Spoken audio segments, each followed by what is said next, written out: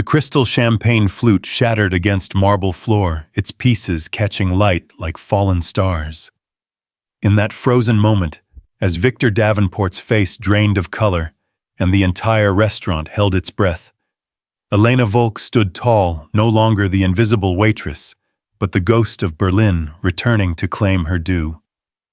Sie erinnern sich nicht an mich, Herr Davenport, she said in perfect German, each word a dagger. You don't remember me, you should. You destroyed my life. Welcome to a story of revenge served not cold, but in the glittering halls of New York's most exclusive restaurant. Stay with me until the end, and comment your city below. I'd love to know how far this story has traveled. The February wind cut through Manhattan like a blade, but inside Aria, New York's temple to culinary excess, the air hung thick with warmth and privilege. Crystal chandeliers cast honeyed light across tables draped in Irish linen, where the city's elite performed their nightly ritual of conspicuous consumption. The restaurant occupied the penthouse of a glass tower, its floor-to-ceiling windows framing the city like a conquered kingdom spread below.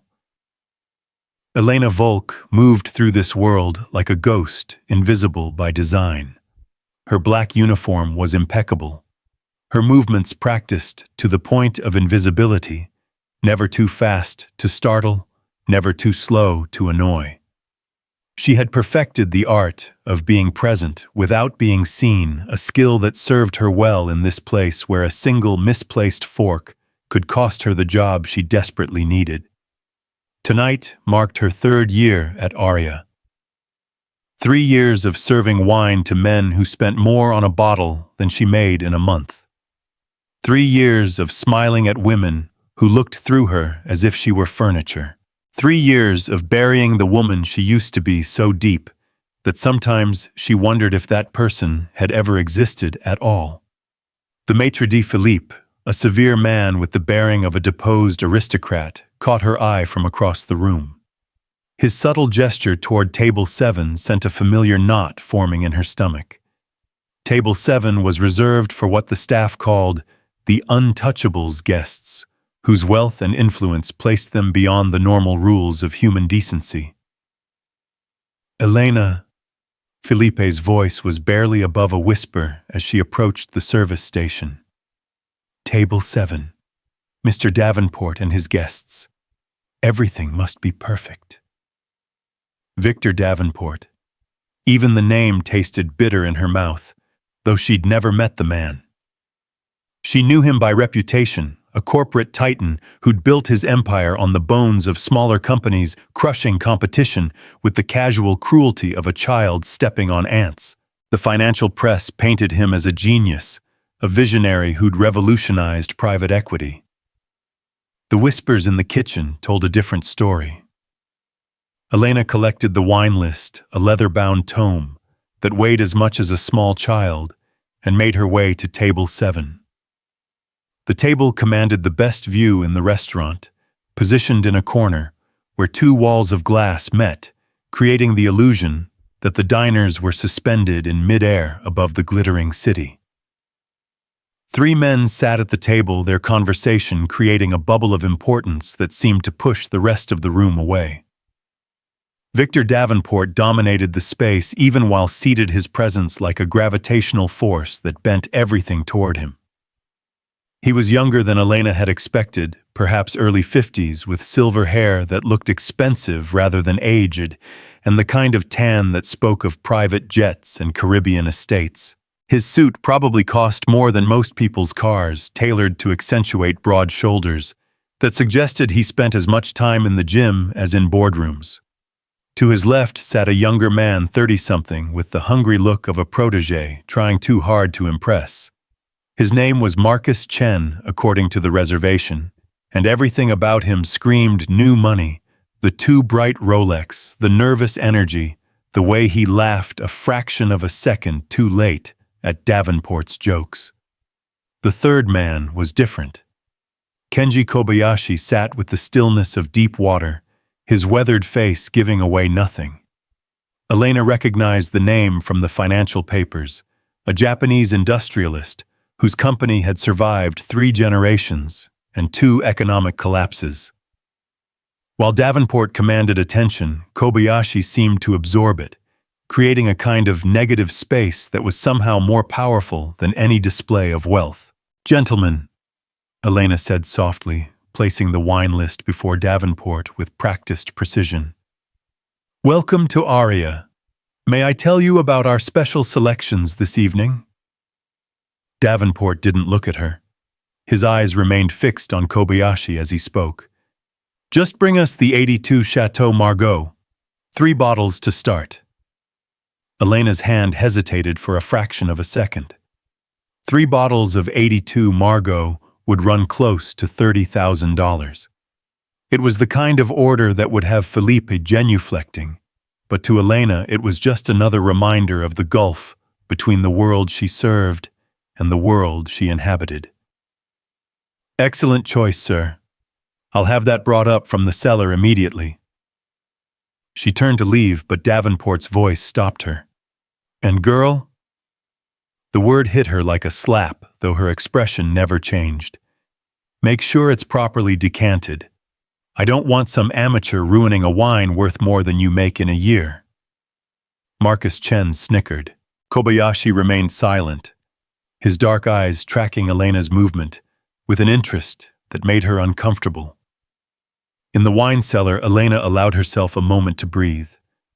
The cool, climate-controlled air felt like a balm after the suffocating atmosphere upstairs. She ran her fingers along the dusty bottles, each one a small fortune sleeping in the dark. Once she would have known the story behind each vintage, could have discussed terroir and tannins with the kind of expertise that made sommeliers weep. Once she had been someone who bought wines like these, not someone who served them. But that was before Berlin.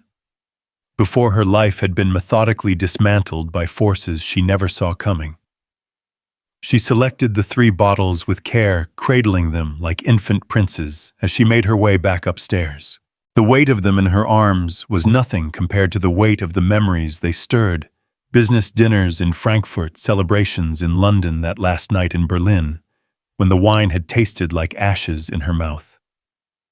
The men were deep in conversation when she returned, their voices low and intense. She began the ritual of opening the wine, her movements automatic after years of practice. The cork came free with a soft sigh, as if the bottle itself was releasing decades of held breath.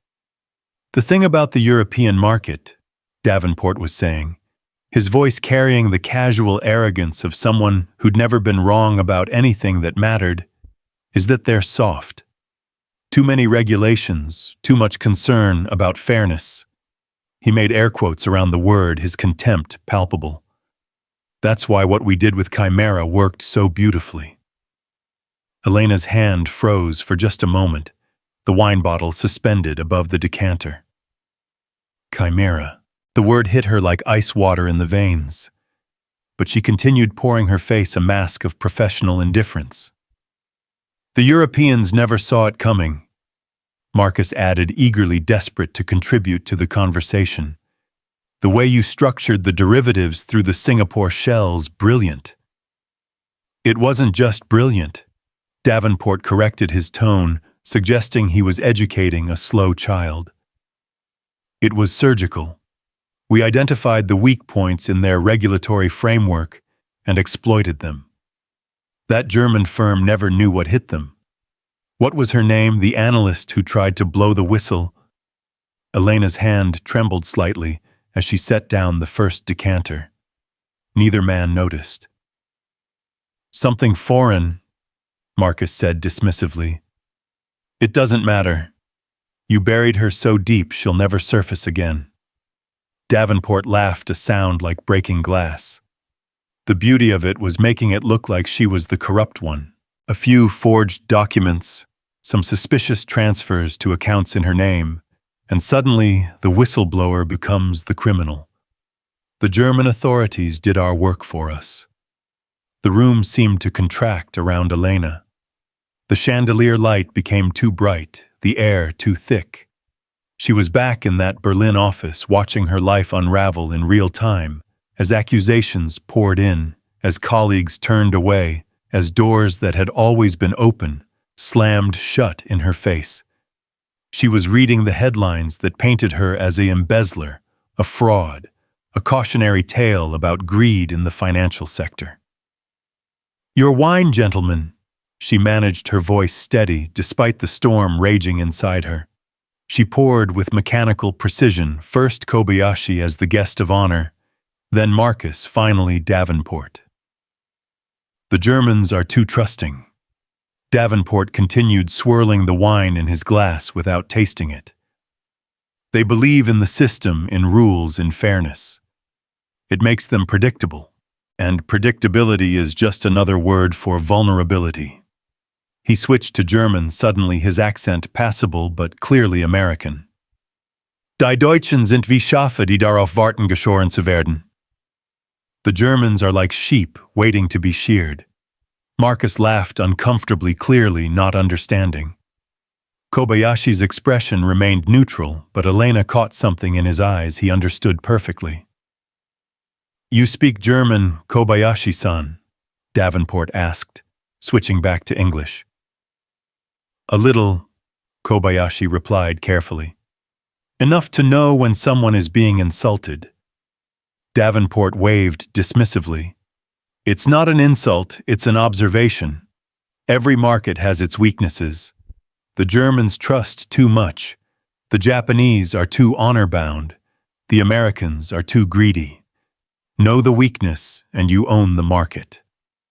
Elena retreated to her position by the service station, close enough to respond if needed, but far enough to suggest invisibility. But she could still hear them, every word cutting deeper than the last. "Project Chimera netted us what, 300 million to?" Marcus asked, trying to sound casual about a number that could feed a small country. 340, Davenport corrected. "Would have been more, but we had to pay off some regulators. Still not bad for 6 months' work." "And the German company?" "Bankrupt within a year. Thousands of jobs lost, pensions evaporated, the usual collateral damage." Davenport's tone suggested he was discussing weather patterns, not human lives destroyed. But that's the beauty of globalization. The pain is always somewhere else, happening to someone else. Elena's hands clenched into fists at her sides. That company hadn't just been numbers on a spreadsheet. It had been Franz, the security guard who'd worked there for 30 years and lost his retirement. It had been Maria, the single mother in accounting, who'd had to pull her kids from school. It had been hundreds of families whose lives had been shattered by Davenport's surgical precision. And it had been her. Elena Volk, rising star in the European financial sector, whose career had been destroyed not because she'd done anything wrong, but because she'd tried to do something right. The analyst, Kobayashi, spoke suddenly, his voice cutting through Davenport's self-congratulation. "The one who tried to expose you. What happened to her?" Davenport shrugged. "Who knows, who cares? Last I heard she'd fled Germany. Probably waiting tables in some European backwater if she's lucky. Prison if she's not." "You destroyed her life," Kobayashi observed, his tone neutral. "I protected my investment," Davenport countered. "She knew the risks when she decided to play hero. In this world, you're either predator or prey. She chose to be prey." Elena moved to refill their glasses, her approach so quiet that Marcus actually startled when she appeared at his elbow. The wine poured like blood into crystal, dark and rich with the weight of years. "Excellent wine," Kobayashi commented the first time he'd acknowledged her presence.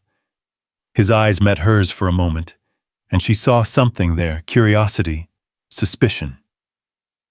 She looked away quickly, resuming her role as furniture. "Only the best for our potential partnership," Davenport said, raising his glass. "To Project Titan, may it be even more profitable than Chimera." They toasted the crystal, singing as the glasses met. Elena watched them drink wine worth more than most people's monthly rent, toasting to the destruction of more lives, More companies, more dreams. The conversation shifted to the details of their new venture, something involving Asian markets and cryptocurrency. Elena half listened, her mind spinning with the implications of what she'd heard. Victor Davenport. He was the architect of her destruction, the invisible hand that had pushed her off the cliff. And here he was, sitting 5 feet away, drinking wine and laughing about it. She thought about the small apartment in Queens she shared with 2 other waitresses. She thought about the rejection letters from every financial firm she'd applied to her reputation, so thoroughly destroyed that even entry-level positions were beyond her reach. She thought about the sleeping pills she'd counted out one night, lined up like soldiers on her bathroom counter before flushing them down the toilet and choosing to survive instead. "More wine," Davenport commanded, not looking at her. She moved to comply, but as she leaned over to pour, he continued his conversation in German, assuming she couldn't understand. "Das Mädchen ist hübsch genug," he said to Marcus, who clearly didn't understand a word. "Aber diese Kellnerinnen sind alle gleich hübsche Gesichter ohne Gehirn," probably hoping to marry rich, as if anyone here would look twice at the help. "The girl is pretty enough, but these waitresses are all the same pretty faces without brains." Elena's hand tightened on the bottle, but she continued pouring steadily. Kobayashi's eyes flickered to her face, catching something in her expression that the others missed. "Sie verstehen Deutsch?" Kobayashi asked quietly in German. "You understand German?" Elena met his eyes for a fraction of a second, then looked away without responding. But it was enough. She saw recognition dawn in his expression, though he said nothing. The meal progressed with course after course of Arya's finest offerings. Oysters from Maine, Wagyu beef from Japan, truffles from Italy, a parade of excess that could have fed a family for months. Davenport held court throughout, regaling his audience with stories of corporate conquest, each tale another testament to his ruthlessness. "The secret," he said well into his 4th glass of wine, "is to never let emotion cloud your judgment. Business is war, and in war compassion is weakness. Surely there must be some ethical boundaries," Kobayashi suggested mildly. Davenport laughed. "Ethics are what poor people tell themselves to feel better about being poor. Winners make the rules, Kobayashi-san. Everyone else just follows them." Elena thought about the ethics seminar she'd attended in Berlin, where they'd discussed the responsibility of financial institutions to society. She'd believed in it, then believed that capitalism could have a conscience. Project Chimera had taught her otherwise. As the evening wore on, Davenport grew more expansive, his voice carrying across the restaurant. Other diners glanced their way, some with admiration, others with the careful neutrality of those who knew better than to judge the powerful openly. "You know what I love about America?" Davenport asked, though it was clearly a rhetorical question. "Here, success justifies everything. Nobody asks how you made your first billion, only when you'll make your second." "In Japan, we have a saying," Kobayashi replied. "The nail that sticks up gets hammered down." "And that's why Japan's economy has been stagnant for decades," Davenport shot back. "You're too concerned with harmony, with not making waves. Americans understand that making waves is how you move forward." Elena watched this exchange with growing fascination. Kobayashi wasn't intimidated by Davenport. If anything, he seemed to be studying him like a scientist, observing a particularly interesting specimen. "Tell me about your background, Mr. Davenport," Kobayashi said. "How did you build your empire?" Davenport launched into what was clearly a well-rehearsed origin story: the working-class childhood in New Jersey, the scholarship to Princeton, the first million made before 30. It was a classic American success story, except Elena knew, What came after the hostile takeovers, the asset stripping the lives destroyed in the name of shareholder value. And you never had doubts, Kobayashi pressed. Never wondered if the cost was too high. The only cost that matters is opportunity cost, Davenport replied. Every moment spent on doubt is a moment not spent on winning. Marcus, eager to impress, jumped in. Mr. Davenport taught me that success requires sacrifice. Not your sacrifice, Davenport interrupted. Other people's sacrifice. That's the key distinction. Winners make others pay the price for their success. Elena felt bile rise in her throat. She'd paid the price for his success. Franz and Maria and thousands of others had paid the price.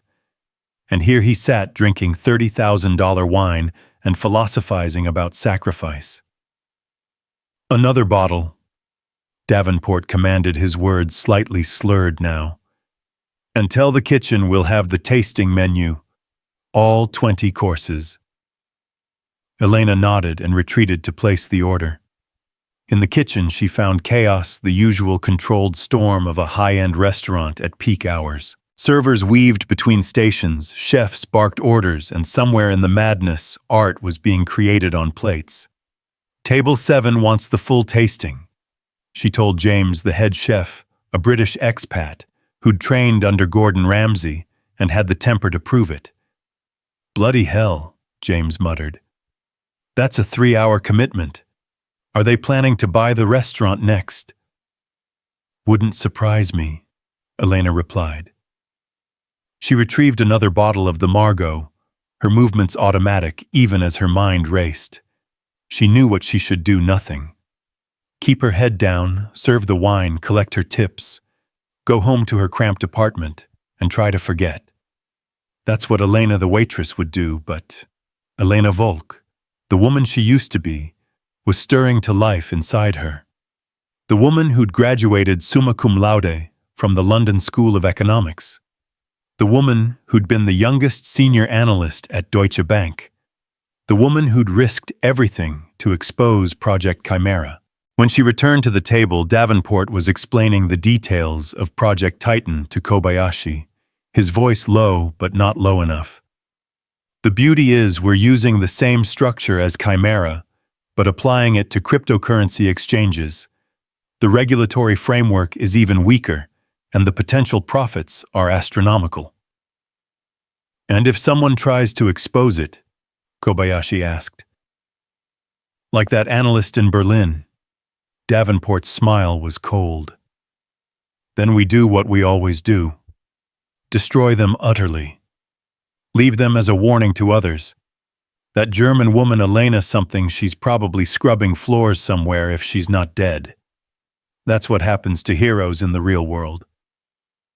Elena's hand trembled as she poured the wine. A single drop escaped, falling onto the pristine white tablecloth like a drop of blood. Davenport noticed immediately. Careful, girl, he snapped. That wine is worth more than you are. My apologies, sir, Elena murmured, producing a napkin to dab at the stain. This is the problem with American service, Davenport said to his companions, switching to German again. In Europe, at least, the servants know their place. Here they all think they're temporarily embarrassed millionaires. Die Kellnerin scheint kompetent, Kobayashi replied in German. The waitress seems competent. Davenport snorted. Kompetent, sie ist nur ein weiteres hübsches Gesicht, das darauf wartet, ersetzt zu werden. In einem Jahr wird sich niemand mehr an sie erinnern. Competent. She's just another pretty face waiting to be replaced. In a year, no one will remember her. Elena felt something break inside her. Not shatter dramatically, but crack like ice under pressure. She'd spent 3 years being invisible, 3 years swallowing her pride, 3 years pretending to be nobody. But hearing him dismiss her in the same language he'd used to destroy her life, it was too much. The courses began arriving, each one a small masterpiece. Molecular gastronomy spheres that burst with flavor foam that tasted like the ocean vegetables carved into impossible shapes. Davenport critiqued each dish loudly, finding fault where none existed, asserting his dominance through complaint. "The foie gras is overcooked," he declared, though Elena could see it was perfect. "The wine pairing is pedestrian," he announced, though the sommelier had spent hours crafting it. "For what we're paying, I expected innovation, not imitation," he proclaimed loud enough for the entire restaurant to hear. Philippe appeared wringing his hands, offering apologies and comp courses. Davenport waved him away imperiously, enjoying the power play. Elena watched it all with growing clarity. This was who he was, a man who built himself up by tearing others down. He'd done it to her on a grand scale, but he did it in small ways every day to everyone around him. The server who brought the wrong fork, the chef whose sauce wasn't quite right, the protégé whose joke fell flat, everyone was a potential victim. As the meal progressed, Kobayashi grew quieter, his observations sharp when he did speak. Elena caught him watching her several times, his expression thoughtful. She wondered what he saw, just another waitress or something more. Around them, the restaurant hummed with its nightly theater. Couples leaned across candlelit tables, business deals were struck over cognac, and somewhere a woman laughed like crystal breaking. It was a world Elena had once belonged to, when she'd been the one making deals, the one ordering wine without checking the price. "Tell me, Mr. Davenport," Kobayashi said suddenly, his voice cutting through Marcus's sycophantic rambling. "Do you ever think about the people affected by your deals?" Davenport looked genuinely puzzled. "Why would I?" "Do you think about the grass when you walk across a lawn?" "Grass grows back," Kobayashi observed. "So do people if they're strong enough. And if they're not?" Davenport shrugged. "Natural selection. The weak deserve what they get." Elena gripped the bottle so tightly she thought it might shatter. The weak. Is that what she'd been? Weak for believing in justice, weak for trying to stop him, weak for surviving instead of giving up? "You seem to have strong opinions about strength and weakness," Kobayashi continued. "But strength can take many forms. Sometimes the strongest thing is to endure, to survive, to wait for the right moment. Patience is just another word for indecision," Davenport countered. "The strong act, the weak wait. And yet waiting is how the spider catches the fly," Kobayashi replied with a slight smile. Davenport laughed. "I'm no fly, Kobayashi-san. I'm the one who burns down the web." The conversation turned to the specifics of their potential partnership. Numbers were discussed, millions that might as well have been monopoly money for all the reality they held. Elena served and cleared, poured and retreated, all while the voices washed over her like acid rain. She learned that Project Titan would target Asian cryptocurrency exchanges using the same shell company structure that had made Chimera so successful. She learned that Marcus was in charge of creating the paper trail that would protect Davenport when things went south. She learned that at least 3 regulatory officials had already been bought. But most importantly, she learned that Kobayashi was not yet committed. He was circling, considering, but something held him back. "I need to know that my investment is protected," Kobayashi said carefully. "Your track record is impressive, but also aggressive. In Japan, we value long-term relationships over short-term profits." "Long-term is just short-term that hasn't ended yet," Davenport replied. "But I understand your concern. That's why I've brought you here, shown you my world. This," he gestured around the opulent restaurant, "this is what success looks like. This is what I'm offering you." "And what about those who get in the way?" Kobayashi asked. "Those who might object to your methods?" Davenport's smile was predatory. "They learn quickly that objection is expensive. Take our German friend, the analyst. She thought she could be a hero, thought she could stop us. Now she's nobody nowhere with nothing. That's what happens to obstacles, they get removed. Elena found herself standing directly behind Davenport, refilling his glass. She could see the top of his head, the carefully styled silver hair, the manicured hands that had signed the orders to destroy her life. It would be so easy to accidentally spill the wine to ruin his perfect suit, to create one small moment of discomfort in his cushioned existence. But that would be petty. And Elena Volk had never been petty. Instead, she listened. She observed. She remembered. The final courses arrived, desserts that looked more like art installations than food.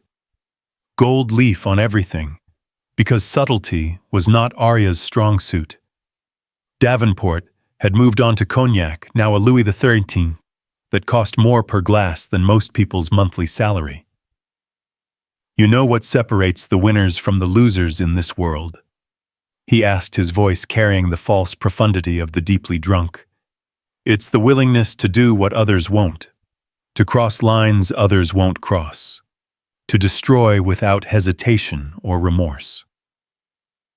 That sounds less like business and more like sociopathy, Kobayashi observed. Davenport laughed. Is there a difference? Show me a successful CEO who isn't at least partially sociopathic. Empathy is a luxury winners can't afford. Elena thought about the empathy that had driven her to expose Chimera, the empathy that had cost her everything. Maybe he was right. Maybe the world did belong to those without conscience. But then she caught Kobayashi's eye again, saw something there that gave her hope. Not everyone at this table was a monster. Not everyone believed that strength meant cruelty. It's getting late, Kobayashi said finally. I have a flight to Tokyo tomorrow. But we haven't finalized our arrangement, Davenport protested, his desperation showing through the alcohol haze. No, Kobayashi agreed. We haven't. I need time to consider your proposal. What's to consider? I'm offering you the opportunity of a lifetime. You're offering me an opportunity, Kobayashi corrected. Whether it's of a lifetime remains to be seen. Davenport's face flushed with anger, but he controlled himself. Fine. Take your time. But remember, opportunities like this don't wait forever. Nothing waits forever, Mr. Davenport. Even empires fall eventually. The check arrived, delivered by Philippe himself, with the reverence usually reserved for religious artifacts. The total was more than Elena's annual salary, but Davenport signed it without looking, adding a tip that was insultingly small for the level of service. As they prepared to leave, Davenport switched to German one more time, speaking to Marcus, who was fumbling with his coat. Der Japaner wird unterschreiben, he said confidently. Sie tun immer so, als müssten sie nachdenken, aber am Ende geht es nur ums Geld. Und was die Kellnerin betrifft, he looked directly at Elena, not knowing she understood every word. Gib ihr kein Trinkgeld. Sie hat den Wein verschüttet. The Japanese man will sign. They always act like they need to think, but in the end, it's only about money. And as for the waitress, don't tip her. She spilled the wine. Elena stood perfectly still, her face a mask of polite incomprehension. But inside, the crack had become a fissure, and through it light was beginning to shine. Kobayashi stood straightening his jacket with precise movements. As he passed Elena, he paused.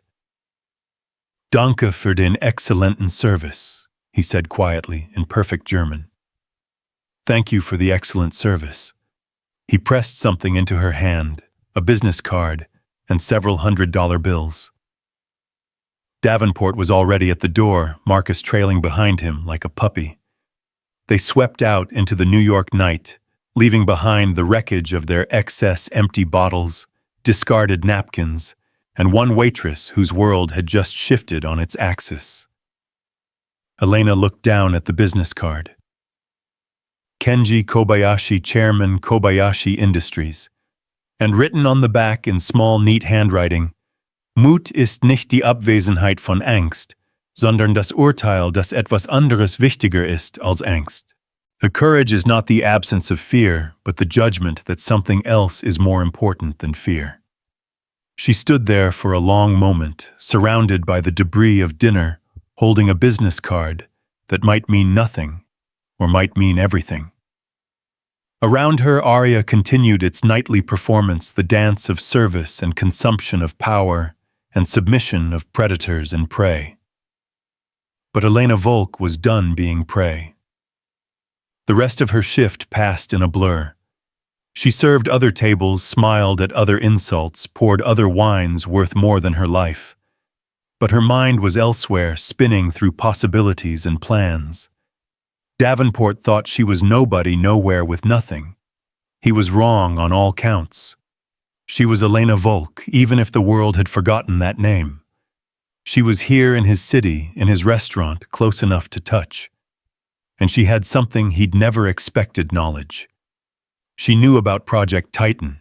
She knew about the shell companies and the bribed officials. She knew enough to bring him down if she could find someone to listen. When her shift finally ended at 2 a.m., Elena changed out of her uniform in the staff room, folding it carefully despite her exhaustion. The other servers chattered about their tables, their tips, their plans for the weekend. Normal concerns for normal people living normal lives. Elena had been normal once. She'd had an apartment in Berlin's Prenzlauer Berg, a BMW she'd bought with her first bonus, a circle of friends who worked in finance and media and tech. She'd had a life that made sense, a future that seemed clear. All of that was gone now, destroyed by a man who didn't even remember her name. But standing in that dingy staff room, fluorescent lights flickering overhead, Elena felt something she hadn't felt in 3 years, purpose. She walked out into the New York night, the city still alive despite the hour. Taxis streamed by like yellow fish, their lights blurring in the light rain that had begun to fall. She thought about taking one home using some of Kobayashi's generous tip, but decided to walk instead. She needed to think, to plan, to decide who she was going to be tomorrow. Elena Volk, the ghost of Berlin, was about to return to life. And when she did, Victor Davenport would learn that some people don't stay buried no matter how deep you dig their grave. The rain grew heavier as she walked, but Elena didn't hurry. She let it wash over her, washing away 3 years of hours of invisibility. 3 years of shame, 3 years of pretending to be nobody. Tomorrow, everything would change. Tomorrow, she would stop being the silent waitress and start being the woman who would bring down an empire. But tonight, she walked through the rain-soaked streets of Manhattan, a ghost preparing to become flesh again, a victim preparing to become something else entirely. The city towered around her, indifferent to her transformation, but Elena didn't need its attention. She had something better. She had Victor Davenport's ignorance, his arrogance, his absolute certainty that he'd already won. He was about to learn that the most dangerous enemy is the one you don't see coming, the one you've already dismissed, the one you turned into nothing. Because nothing has nothing left to lose, and nothing can become anything. Elena Volk had been nothing for 3 years. Tomorrow she would become everything Victor Davenport feared. The morning after came too soon, gray light filtering through the threadbare curtains of Elena's queen's apartment. She hadn't slept. Instead, she'd spent the night staring at Kobayashi's business card, turning it over in her fingers like a talisman, while memories she'd buried for 3 years clawed their way back to the surface. Berlin 2021. She could still smell the coffee from the cafe across from her office, still hear the rumble of the U-Bahn beneath the streets, still feel the crisp October air that had carried the first hints of winter. She'd been someone then, Elena Volk, senior analyst at Deutsche Bank, the youngest woman to hold that position in the investment division. Her colleagues had called her Die Maschine, because of her ability to process data to see patterns where others saw chaos. The first sign of Project Chimera had been subtle, almost invisible. A series of trades that didn't quite make sense, derivative positions that seemed designed to fail shell companies in Singapore that existed only on paper. She'd noticed it during a routine audit, a small anomaly that nagged at her like a splinter under the skin. Elena rose from her narrow bed, her body aching from another late shift, and made her way to the kitchen she shared with her roommates. Both were still asleep, their restaurant shifts ending even later than hers. She made coffee with the expensive beans she allowed herself as her one luxury, a reminder of who she used to be. The investigation had taken months. She'd worked late into the night, tracing connections through layers of corporate obfuscation, following money as it flowed through offshore accounts like water through a maze. What she'd found had chilled her to the bone. Someone was systematically destroying a mid-sized German manufacturing firm using complex financial instruments to bet against the company while simultaneously ensuring its failure. The kettle whistled, pulling her back to the present. She poured the water over the grounds, watching the coffee bloom dark and rich. 3 years ago, she'd had an assistant to bring her coffee. Now she was the one serving it to men like Victor Davenport. Victor Davenport. The name had meant nothing to her then. He'd been a shadow, a ghost in the machine, hidden behind shell companies and proxy trades. But she'd found him, eventually traced the web back to its spider. She'd compiled everything into a report, hundreds of pages of evidence charts that showed the deliberate destruction of a company that employed 15,000 people. Her phone buzzed. A text from Philippe reminding her she was scheduled for the lunch shift. Elena stared at it for a moment, then typed back a single word. No. She couldn't go back to being invisible, not after last night. Not after hearing Davenport laugh about her destruction toast to new crimes with wine worth more than most people's cars. The crack inside her had become a chasm, and Elena Volk was climbing out. She'd taken the report to her supervisor, first Hans Zimmermann, a man she'd trusted like a father. He'd listened with growing alarm, his face paling as she laid out the evidence. "This is serious, Elena," he'd said. "This could bring down some very powerful people." She'd thought he meant they would act on it, would stop the crime in progress. She'd been naive. The next day, her computer access had been revoked. The day after that, she'd been called into a meeting with senior management and 2 men in expensive suits who were never introduced. They'd presented her with evidence of her own supposed crimes, forged documents, showing she'd been taking bribes, manipulating trades for personal gain. The evidence was sophisticated, professional, devastating. Elena's phone rang, jolting her from the memory. Philippe again. "Elena, where are you? The lunch shift starts in an hour." "I quit," she said simply. There was a long pause. "This is about last night, table 7, Elena. Difficult guests are part of the job. Goodbye, Felipe." She hung up and immediately felt a weight lift from her shoulders. 3 years of carrying trays and swallowing insults, 3 years of pretending to be nobody. It was over. But what came next?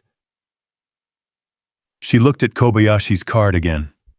A Japanese industrialist who'd sat at Davenport's table but hadn't seemed impressed by his philosophy of destruction. A man who'd noticed her understanding of German, who'd written her a note about courage. Was he an ally or another predator? There was only one way to find out. The memories kept coming as she showered, dressed in her best remaining outfit, a black suit she'd kept from her former life, now slightly out of style but still well made. She remembered the interrogation rooms, the questions that came like bullets. "Why did you open accounts in Cyprus? Who were you working with? How long has this been going on?" She'd protested her innocence until her voice went hoarse, but it hadn't mattered. The evidence was too good, too comprehensive. Someone had spent serious money framing her, and against that kind of investment, the truth was worthless. Her assets had been frozen, her reputation destroyed. The media had picked up the story, and suddenly she was the face of financial corruption. Her photograph splashed across newspapers under headlines like "The Woman Who Betrayed Trust" and "How Greed Destroyed a Rising Star." The lawsuit had come next. The manufacturing firm in its death throes had sued her personally for damages. She'd had to sell everything to pay for lawyers who ultimately couldn't help her. The criminal charges had been dropped eventually, not enough evidence to convict, but by then it didn't matter. She was radioactive, untouchable, unemployable. Elena took the subway to Manhattan, watching the city blur past through scratched windows. 3 years ago, she'd fled Berlin with nothing but a suitcase and a tourist visa, hoping to disappear in New York's anonymity. She'd thought about ending it more than once, standing on subway platforms as trains roared past, wondering if oblivion would be better than obscurity. But she'd survived. Waited tables, lived in cramped apartments, sent out resumes that were never answered. Survived and waited, though she hadn't known what she was waiting for until last night. Kobayashi Industries occupied 3 floors of a building on Park Avenue, all glass and steel and quiet power. Elena stood outside for a moment, gathering her courage. She'd once walked into buildings like this as if she belonged. Now she felt like an intruder. The security guard looked at her skeptically when she presented Kobayashi's card. "Do you have an appointment?" "No, but Mr. Kobayashi gave me his card last night. Tell him Elena Volk is here." The guard made a call, his expression shifting from skepticism to surprise. "Take the elevator to the 32nd floor. Someone will meet you." The elevator was all mirrors and marble, and Elena caught sight of herself multiplied into infinity. She looked older than her 34 years, worn down by 3 years of struggle, but her eyes were alive again, burning with something that had been dormant too long. A young Japanese woman in an impeccable suit met her at the elevator. "Miss Volk, Mr. Kobayashi is expecting you. This way, please." The office was a study in minimalist elegance, all clean lines and natural materials. Kobayashi stood by a window that offered a panoramic view of the city, his hands clasped behind his back. He turned when she entered, his expression unreadable. "Miss Volk," he said simply. "Or should I say, Frau Dr. Volk, formerly of Deutsche Bank." Elena's breath caught. "You know who I am." "I make it my business to know many things. Please sit." She took a chair across from his desk, noting that he chose to sit beside her rather than behind the barrier of furniture.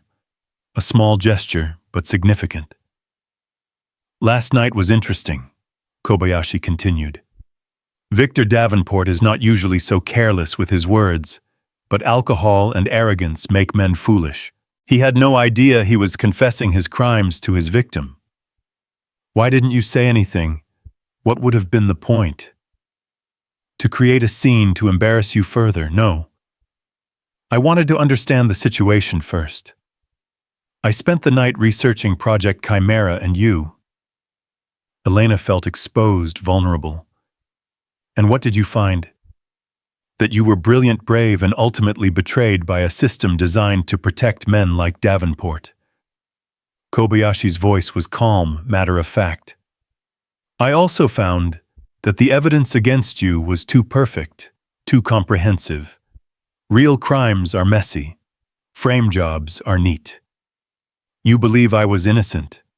I know you were innocent. The question is, what do you intend to do about it?" Elena leaned forward, her hands clenched in her lap. "He's planning something new. Project Titan. Targeting Asian cryptocurrency exchanges using the same methods that destroyed that German company. Yes, he made that quite clear. He wants my partnership, my reputation, to legitimize his theft. Will you give it to him?" Kobayashi smiled slightly. "What do you think? I think you're considering something else entirely. I think that's why you gave me your card, why you're talking to me now. Go on. Elena took a breath, choosing her words carefully. Davenport thinks he's invincible because he's never faced real consequences. He destroys lives and companies like it's a game protected by lawyers and shell companies and political connections. But he has a weakness, which is arrogance. He can't conceive of being beaten, especially not by someone he's already destroyed. He thinks I'm nothing, nobody not worth remembering. That blindness is an opportunity. Kobayashi stood moving back to the window. You're suggesting using his contempt as a weapon against him. I'm suggesting justice. He destroyed my life, but more importantly, he destroyed thousands of other lives.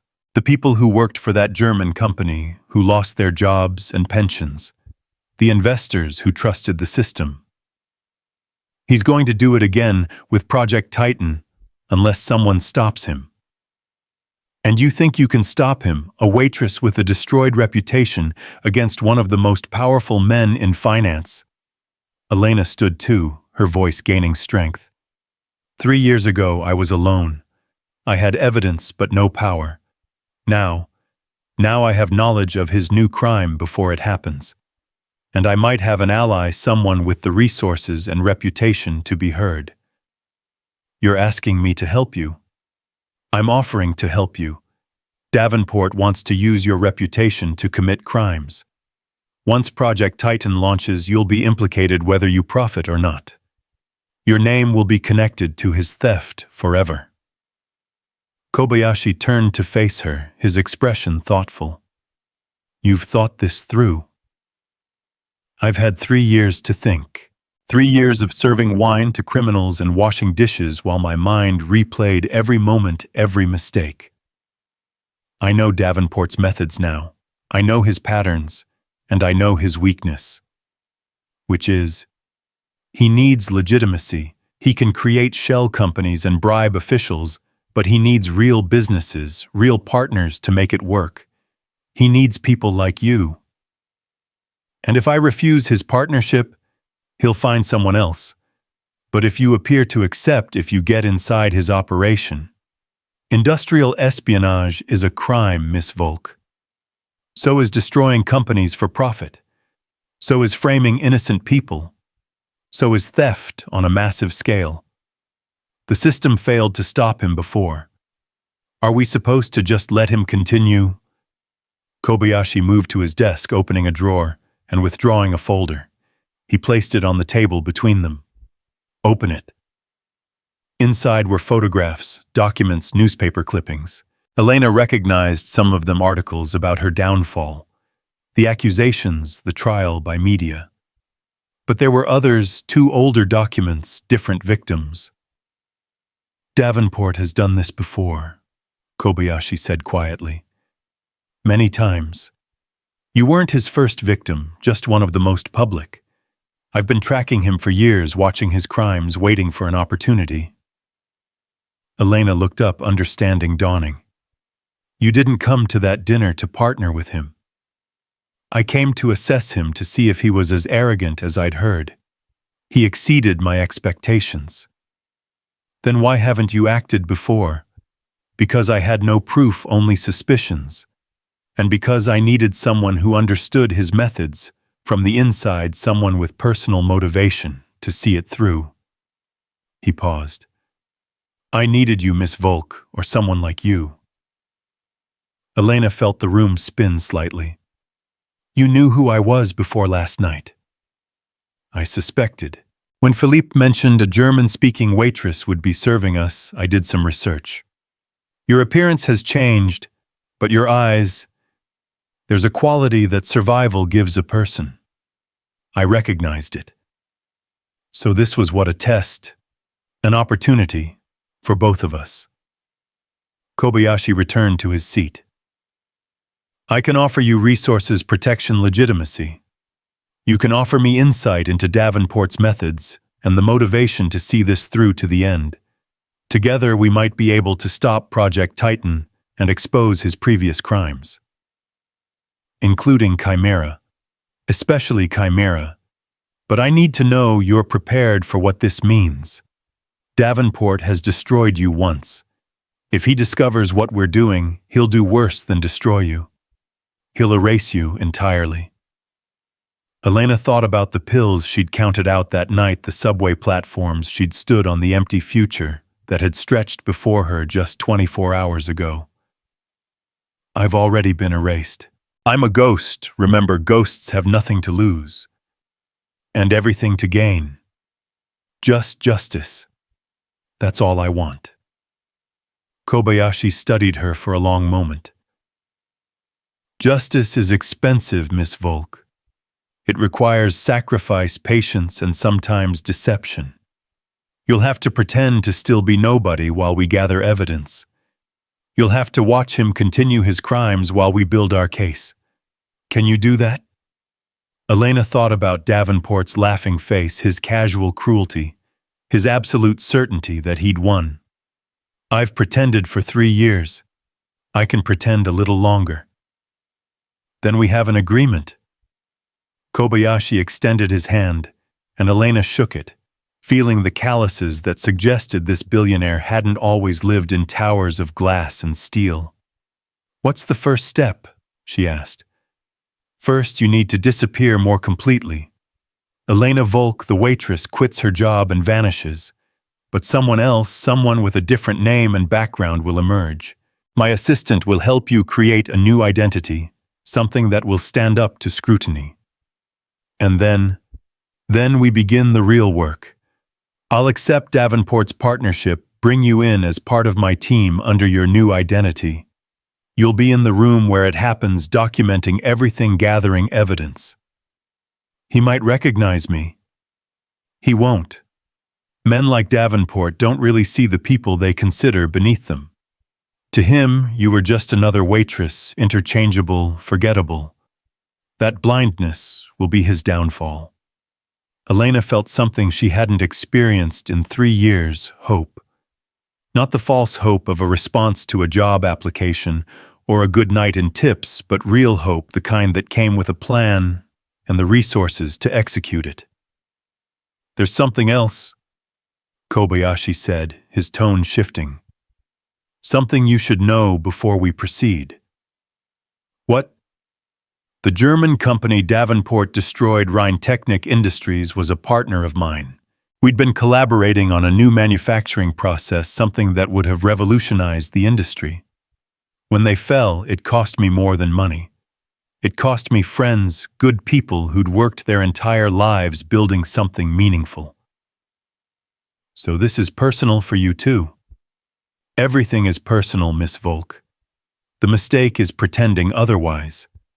Davenport thinks business is just numbers, but numbers represent lives, families, dreams. He's forgotten that, if he ever knew it. Elena stood feeling taller than she had in years. When do we start? Now. My assistant will take you to a safe location, help you prepare. In 2 weeks, there's a financial conference in Singapore. Davenport will be there, and so will I. That's where I'll formally accept his partnership, and where you'll rejoin the game. As who?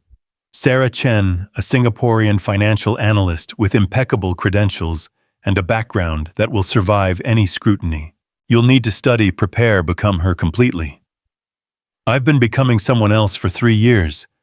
At least this time it's for a purpose. Kobayashi stood as well, moving to show her out. At the door he paused. Miss Volk, or should I say Miss Chen, there's one more thing. Davenport mentioned that you tried to expose Chimera through official channels first. Who did you report it to? Elena's face darkened. My supervisor, Hans Zimmermann. I trusted him completely. And he betrayed you? He must have. The timing was too perfect. I showed him the evidence on a Tuesday. By Thursday, I was being framed. Zimmermann left Deutsche Bank 6 months after your dismissal. He now works for a private equity firm in London. Kobayashi's expression was carefully neutral. A firm that happens to be owned through several shell companies by Victor Davenport. Elena felt the rage rise again, hot and pure. Another betrayal, another piece of the puzzle clicking into place. He sold me out. For 30 pieces of silver, or considerably more in this case. But that's another score to settle, another crime to expose. For now, focus on becoming Sarah Chen. Focus on getting close to Davenport without letting your anger show. I've been hiding my anger for 3 years. I've gotten very good at it. The assistant appeared, the same young woman who'd met her at the elevator. Miss Volk, if you'll come with me. Elena followed her back to the elevator, her mind already racing with plans and possibilities. As the doors closed, she caught a glimpse of herself in the mirror again, but this time she didn't see a tired waitress or a destroyed analyst. She saw someone else emerging, someone crafted from rage and patience, someone who could walk in both worlds, the visible and the invisible. The assistant, who introduced herself as Yuki, led her to a car waiting outside. Mr. Kobayashi has arranged everything, she said, as they pulled into traffic. We have an apartment for you, documents, a complete history for Sarah Chen. You'll need to memorize everything, become her so completely that even you believe it. I understand, Elena said, watching Manhattan blur past. I've been playing a role for 3 years. At least this one has a purpose. They drove to a different part of the city, far from both the glittering towers of Midtown and the cramped apartments of Queens. The building was anonymous, middle-class, forgettable, perfect for someone who needed to disappear. The apartment was furnished, but impersonal, like a high-end hotel room extended indefinitely. Yuki showed her around, pointing out the computer, loaded with Sarah Chen's history, the wardrobe appropriate for a financial analyst, the documents that would prove her existence. You have 2 weeks to become her, Yuki said. Mr. Kobayashi has arranged for tutors, someone to perfect your Singaporean accent, another to brief you on current Asian financial markets. You'll need to be perfect. I will be, Elena promised. After Yuki left, Elena stood in the middle of the apartment, her new temporary home, and felt the weight of what she was undertaking. She was about to infiltrate the inner circle of the man who destroyed her life, pretend to work for him, gather evidence of his crimes, while hiding her true identity and intentions. It should have terrified her. Instead, she felt alive for the first time in 3 years. She moved to the computer, opening the files on Sarah Chen. Born in Singapore, educated at the National University of Singapore and London School of Economics, her own alma mater, which would help with authenticity. Parents deceased, no siblings, a clean professional history, with just enough gaps to be realistic. It was a good identity, solid, but not too perfect. Elena began to read, absorbing Sarah Chen's life like a sponge absorbing water. She practiced the accent in the mirror, subtle shifts in pronunciation that would mark her as Singaporean. She studied the financial markets she was supposed to know, catching up on 3 years of developments she'd missed while serving wine to the wealthy. As night fell over New York, Elena Volk completed her transformation into nobody. And Sarah Chen began her emergence from nothing.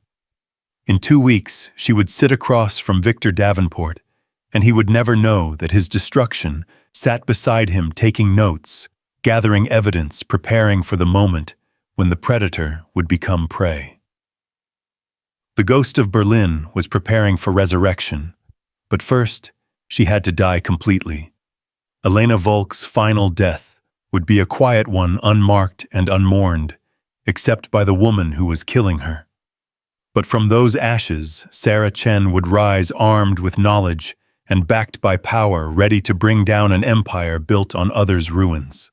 She thought about Franz, the security guard, Maria, the accountant, all the faceless victims of Davenport's greed. They deserved justice, even if they'd never know it was coming. She thought about Hans Zimmerman growing rich on her betrayal, and added him to the list of those who would fall when Davenport's empire crumbled. But mostly, she thought about that moment in the restaurant, when Davenport had laughed about her destruction, had toasted to future crimes, with wine worth more than most people's hope. He'd thought she was nothing, nobody nowhere. He was about to learn that nothing could become everything, that nobody could be anybody, and that nowhere was exactly where he'd be when she was finished with him. The Marina Bay Sands Conference Center sprawled like a glass cathedral against Singapore's skyline, its surfaces reflecting the equatorial sun in sheets of blazing light. Sarah Chen adjusted her designer glasses and smoothed her charcoal suit, every gesture calculated and practiced until it had become second nature. 2 weeks of intensive preparation had transformed Elena Volk so completely that sometimes she startled at her own reflection, seeing a stranger looking back. The International Finance Summit drew the world's financial elite like blood drew sharks. They circled each other in the air-conditioned halls, predators, assessing prey allies, measuring advantage. Sarah moved through them with the quiet confidence of someone who belonged, her credentials hanging from a lanyard that proclaimed her association with Kobayashi Industries. She spotted Davenport before he saw her, his silver hair catching the light as he held court near the main stage. Marcus Chen now flanked him, still playing the eager protégé, still laughing a beat too late at his mentor's jokes. They were surrounded by a cluster of admirers and sycophants, all hoping to catch some reflection of Davenport's success. "Miss Chen, Kobayashi's voice came from behind her, perfectly modulated to carry just far enough. "Have you reviewed the preliminary contracts?" She turned, falling into the role they'd rehearsed. "Yes, Mr. Kobayashi. There are several points that need clarification, particularly regarding the regulatory framework in Singapore." They spoke in the coded language of finance, but beneath the jargon was their real communication. Kobayashi was asking if she was ready. She was confirming that she was. "Ah, Kobayashi-san." Davenport's voice cut through the crowd noise like a blade. He approached with arms spread wide as if greeting an old friend rather than a potential partner he'd met once. "I was beginning to think you were avoiding me." "Not at all," Kobayashi replied smoothly. "I've been preparing for our partnership. Allow me to introduce my senior analyst, Sarah Chen. She'll be handling the technical aspects of our arrangement." Davenport's eyes passed over her without recognition, seeing only what she presented, a competent professional, attractive enough to notice but not enough to distract someone who could be useful but never threatening. "Miss Chen," he said with perfunctory politeness, before turning his attention back to Kobayashi. "I've had my lawyers draw up the partnership agreements. Perhaps we could review them over lunch." "Of course, Miss Chen will join us. She has an excellent understanding of the Asian markets we'll be targeting." A flicker of annoyance crossed Davenport's face at having to include an underling, but he nodded. "The restaurant on the 57th floor. I've reserved a private room." The elevator ride stretched like pulled taffy, every second an eternity, as Sarah stood inches from the man who'd destroyed Elena Volk. His cologne was expensive, aggressive, filling the small space like a territorial marking. She kept her breathing steady, her expression neutral, even as her hands ached from clenching them behind her back. The private dining room was all glass and chrome, offering a view of Singapore's financial district that suggested dominion over everything visible. Davenport had ordered for the table without consultation, shark fin soup, bird's nest, everything rare and expensive and ethically questionable. "I have to admit," Davenport said as they settled into their seats, "I was surprised when you contacted me about moving forward. I thought the Japanese preference for deliberation might prevail." "Deliberation has its place," Kobayashi replied. "But so does decisive action when the opportunity is right." Sarah opened her laptop, pulling up spreadsheets and projections she'd memorized down to the decimal point. "Based on our analysis, the cryptocurrency markets in Southeast Asia are particularly vulnerable to the kind of structural manipulation you're proposing. Davenport's attention snapped to her, really looking at her for the first time. You understand the mechanism perfectly, she replied, allowing a hint of admiration to color her tone. Creating artificial volatility through coordinated trades, using the regulatory gaps between jurisdictions to avoid oversight, then profiting from the chaos through derivative positions. It's brilliant. His ego inflated visibly. Finally, someone who appreciates sophistication. Marcus here still thinks we're just lucky. Marcus laughed nervously. I never said lucky, I said you have an instinct. Instinct is for animals. Davenport cut him off. What we do is pure mathematics, pure logic. Remove emotion, remove ethics, remove everything except the calculation of profit. The Germans had a word for it, Sarah said, carefully watching his reaction. Schadenfreude, taking pleasure in others' misfortune. Davenport's eyes lit up. You speak German, among other languages. It's useful in international finance. Indeed it is. He leaned back, appraising her with new interest. You know, I had an interesting experience in New York recently. A waitress who understood German but pretended not to. The deception was almost clever. Sarah's heart hammered, but her expression remained politely curious. Almost, she gave herself away with micro-expressions. When you understand a language, your eyes track the conversation differently. She thought she was being subtle, but I noticed. He was lying. He'd noticed nothing that night, had been too drunk and arrogant to see what was right in front of him. But the lie itself was revealing he was testing her, probing for something he couldn't quite identify. Perhaps she was just trying to provide better service, Sarah suggested, understanding without intruding. Perhaps. Or perhaps she was a spy gathering intelligence for a competitor. His tone was light, but his eyes were cold. Corporate espionage is a real concern in our industry. Which is why, Kobayashi interjected smoothly, we need to ensure our partnership is built on complete transparency. All cards on the table, as you Americans say. Of course, Davenport agreed, though Sarah noticed he hadn't touched his own cards yet. Let's discuss specifics. Project Titan will target 7 cryptocurrency exchanges across Asia. The initial investment will be $500 million, with expected returns of 300% within 18 months. Sarah typed notes as he spoke, documenting every detail of his planned crimes. The mechanism was even more sophisticated than what he'd done with Chimera, using cryptocurrency's volatility and regulatory weakness to mask what was essentially theft on a massive scale. The beauty is, Davenport continued, warming to his theme, cryptocurrency investors expect volatility. When the exchanges crash, everyone will blame market forces, not manipulation. The victims won't even know they've been robbed. What about the people who lose their investments? Sarah asked, keeping her tone professionally neutral. Davenport shrugged. Anyone investing in cryptocurrency knows the risks. If they can't afford to lose, they shouldn't play. It's natural selection in action.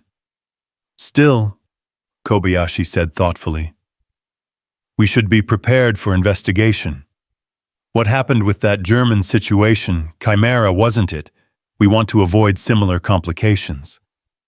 Davenport's face darkened momentarily. Chimera was different. We had a leak, someone on the inside who tried to play hero, but that's been handled. The would-be whistleblower was thoroughly discredited. Last I heard, she was serving cocktails to tourists somewhere. Sarah forced herself to take a sip of water, seeing the gesture to hide her reaction. How did you identify the leak? Her supervisor reported unusual activity. She'd been accessing files outside her purview, asking questions about trades that weren't her responsibility. Once we knew who to watch, it was easy to build a case against her. He smiled coldly. The best frame jobs use elements of truth. She really had access to those files, really had compiled unauthorized reports. We just changed the context, made it look like corporate espionage instead of whistleblowing. Clever, Sarah murmured, typing every word. Necessary, Davenport corrected. In this business, reputation is everything. One credible accusation can destroy decades of work. So we destroy the accuser first, completely and publicly. It sends a message to anyone else who might be feeling heroic. The food arrived, artfully arranged portions that looked more like sculptures than sustenance. Sarah ate mechanically, tasting nothing, her mind racing through the implications of what she was hearing. He was confessing to everything, laying out his crimes like a general explaining battlefield tactics. "Tell me about your background, Miss Chen," Davenport said suddenly, his attention shifting to her with laser focus. "How does a Singaporean analyst end up working for a Japanese industrialist?" Sarah had rehearsed this story until it flowed like memory. "I studied at LSE, specialized in derivative markets. After graduation, I worked for several firms in Singapore before Mr. Kobayashi recruited me. He values different perspectives." "LSE," Davenport mused. "Good school. I gave a lecture there once about the evolution of financial instruments. Perhaps you attended a trap." Sarah had checked. Davenport had never lectured at LSE. "I must have missed it," she replied smoothly. "When was this?" "I'm joking," he said, but his eyes remained watchful. "I've never had time for academia. Too busy making money to teach others how to make it." The conversation continued through multiple courses, each more elaborate than the last. Davenport outlined the shell companies they would create, the banks that had been compromised, the regulatory officials who'd been bought. Sarah documented everything, her laptop capturing evidence that would have made prosecutors weep with joy. "There is one concern," Kobayashi said, as dessert arrived, gold-leafed chocolate, something that probably cost more than most people's weekly groceries. "The current political climate is increasingly hostile to operations like ours. The Americans are talking about new regulations. The Europeans are implementing transparency requirements." "Let them regulate," Davenport said dismissively. "By the time they pass new laws, we'll have adapted. We're always 3 steps ahead of the regulators because we're smarter, faster, and most importantly, we're motivated by profit while they're motivated by politics." "Nevertheless," Kobayashi pressed, "we should have contingency plans." "I always have contingency plans. If things go south, the shell companies take the fall. They're registered to nominees who don't even know they're involved. The money flows through so many jurisdictions that tracing it would take years and resources no prosecutor has." "And if someone talks?" Sarah asked. "If someone on the inside decides to cooperate with authorities?" Davenport's smile was predatory. "Then they discover what happened to our German friend. Financial destruction, personal humiliation, and if necessary—" He trailed off, but the implication hung in the air like smoke. "You would go that far?" Kobayashi asked quietly. "I never have had to. The threat is usually sufficient. People are remarkably attached to their reputations, their families, their illusions of safety.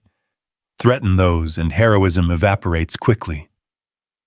Sarah thought about the night she'd stood over those pills, the despair that had driven her to that edge. He was right, his threats were effective. But he'd made one mistake. He'd left her alive, and despair had transformed into something harder and more dangerous. "I'll need full access to the operational plans," she said, pulling the conversation back to practical matters. "If I'm going to manage the Asian side of this, I need to understand every detail." "Of course," Davenport agreed. "Marcus will give you access to our secure servers. Everything's there, contracts, account numbers, the entire architecture of Project Titan." Marcus looked uncomfortable. "Are you sure that's wise? I mean, no offense, Miss Chen, but what?" Davenport's tone could have frozen helium. "Are you questioning my judgment?" "No, sir, of course not. I'll set up her access immediately." The lunch concluded with handshakes and promises of profit. As they waited for the elevator, Davenport pulled Kobayashi aside, speaking low enough that Sarah had to strain to hear. "Your analyst is impressive. Where did you find her?"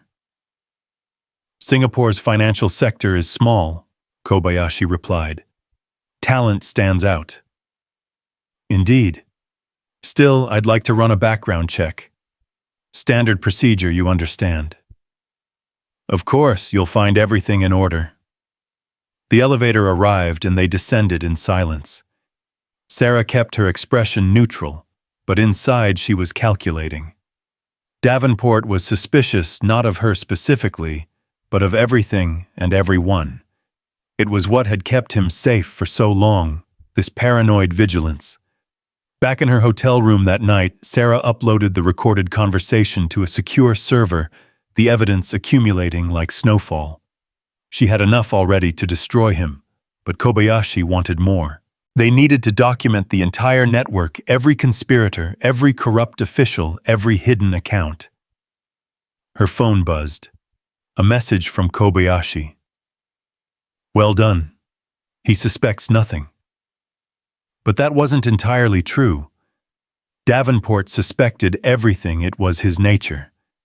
The question was whether his suspicion would sharpen into recognition before they could complete their trap. The next 3 days passed in a blur of meetings and documentation. Sarah was given access to servers that contained years of criminal activity evidence of dozens of operations like Chimera. She copied everything, building a prosecutorial case that would span continents. Marcus proved to be a weak link, eager to impress and careless with information. Over drinks one evening, while Davenport met with other potential investors, Marcus revealed more about their operation. "You know, Victor's brilliant, but sometimes I think he goes too far," Marcus said, already slurring after his third whiskey. "Like that German analyst. He didn't just destroy her career, he had people following her for months afterward, making sure she didn't try to resurface." Sarah's blood chilled. "Following her? Yeah, private investigators, the works. He wanted to know if she contacted journalists, lawyers, anyone who might listen to her story. She never did, though. Just disappeared into nothing like he predicted." What would have happened if she had contacted someone? Marcus made a throat-cutting gesture, then laughed as if it were a joke. "Nah, Victor's not the violent type. He prefers to destroy people financially, psychologically. Says it's more permanent than physical violence." "He's probably right," Sarah agreed, thinking of her own psychological scars. "The thing is," Marcus continued, leaning closer with drunk confidentiality, "I think he enjoys it. The destruction, I mean. Like with Chimera, we made plenty of money, but I swear he got more pleasure from ruining that analyst than from the profits." "You were involved in Chimera?" "Peripherally. I was still junior, then mostly just watched and learned. But I saw the whole thing unfold. The way he orchestrated her downfall was like watching an artist at work. Every detail planned, every response anticipated. Except she tried to expose it first," Sarah pointed out. "That wasn't planned." Marcus laughed. "Actually, it was. Victor knew someone would eventually notice the trades. He had contingencies for different scenarios. If it had been a regulator, he would have used one plan, a journalist another, but an internal whistleblower. That was the best-case scenario. Easier to discredit, easier to control. He wanted someone to find out, not wanted but expected. He says every crime has a witness, whether you know it or not. The key is being ready to destroy the witness before they can testify." Sarah forced herself to laugh, to clink glasses with this man who'd helped destroy her life. To destroying witnesses. She toasted the words, ashes in her mouth. To destroying witnesses. Marcus agreed, too drunk to notice the darkness in her smile. That night, she lay awake in her hotel bed, staring at the ceiling and processing what she'd learned. Davenport had been watching her even after her destruction, making sure she stayed buried. The private investigators had probably seen her transformation into a waitress, had reported back that she was broken, harmless, not worth further attention. They'd been wrong. The next morning brought a new complication. Sarah arrived at the conference center to find Davenport deep in conversation with a man she recognized from newspaper photos, Hans Zimmerman, her former supervisor, the man who'd betrayed her to Davenport. He looked older, grayer, the price of his betrayal written in the lines of his face. When he saw her approaching with Kobayashi, something flickered in his expression. Not recognition, but unease. "Sarah Chen," Davenport said, making introductions. "Hans Zimmerman, managing director at Cromwell Partners.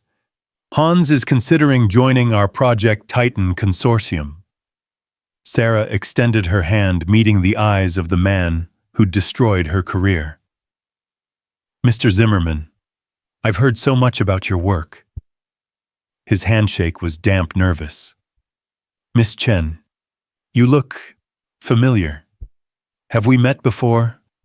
"I don't think so," she replied smoothly.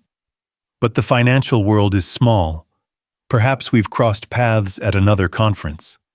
"Perhaps," he agreed, but his unease remained. They sat for another meeting, this time with Zimmerman participating. Sarah watched her former mentor, noting how he deferred to Davenport, how he flinched at the American's sharper comments. He'd sold his soul for a position at Cromwell Partners, but he'd become a servant in the process, not a partner. "Hans was instrumental in Chimera's success," Davenport said at one point. "He identified the weakness in the German target's internal controls." "You mean the whistleblower?" Kobayashi said mildly. "The would-be whistleblower," Zimmerman corrected, his accent thicker than Sarah remembered. "She was overzealous. Saw conspiracy where there was only aggressive trading."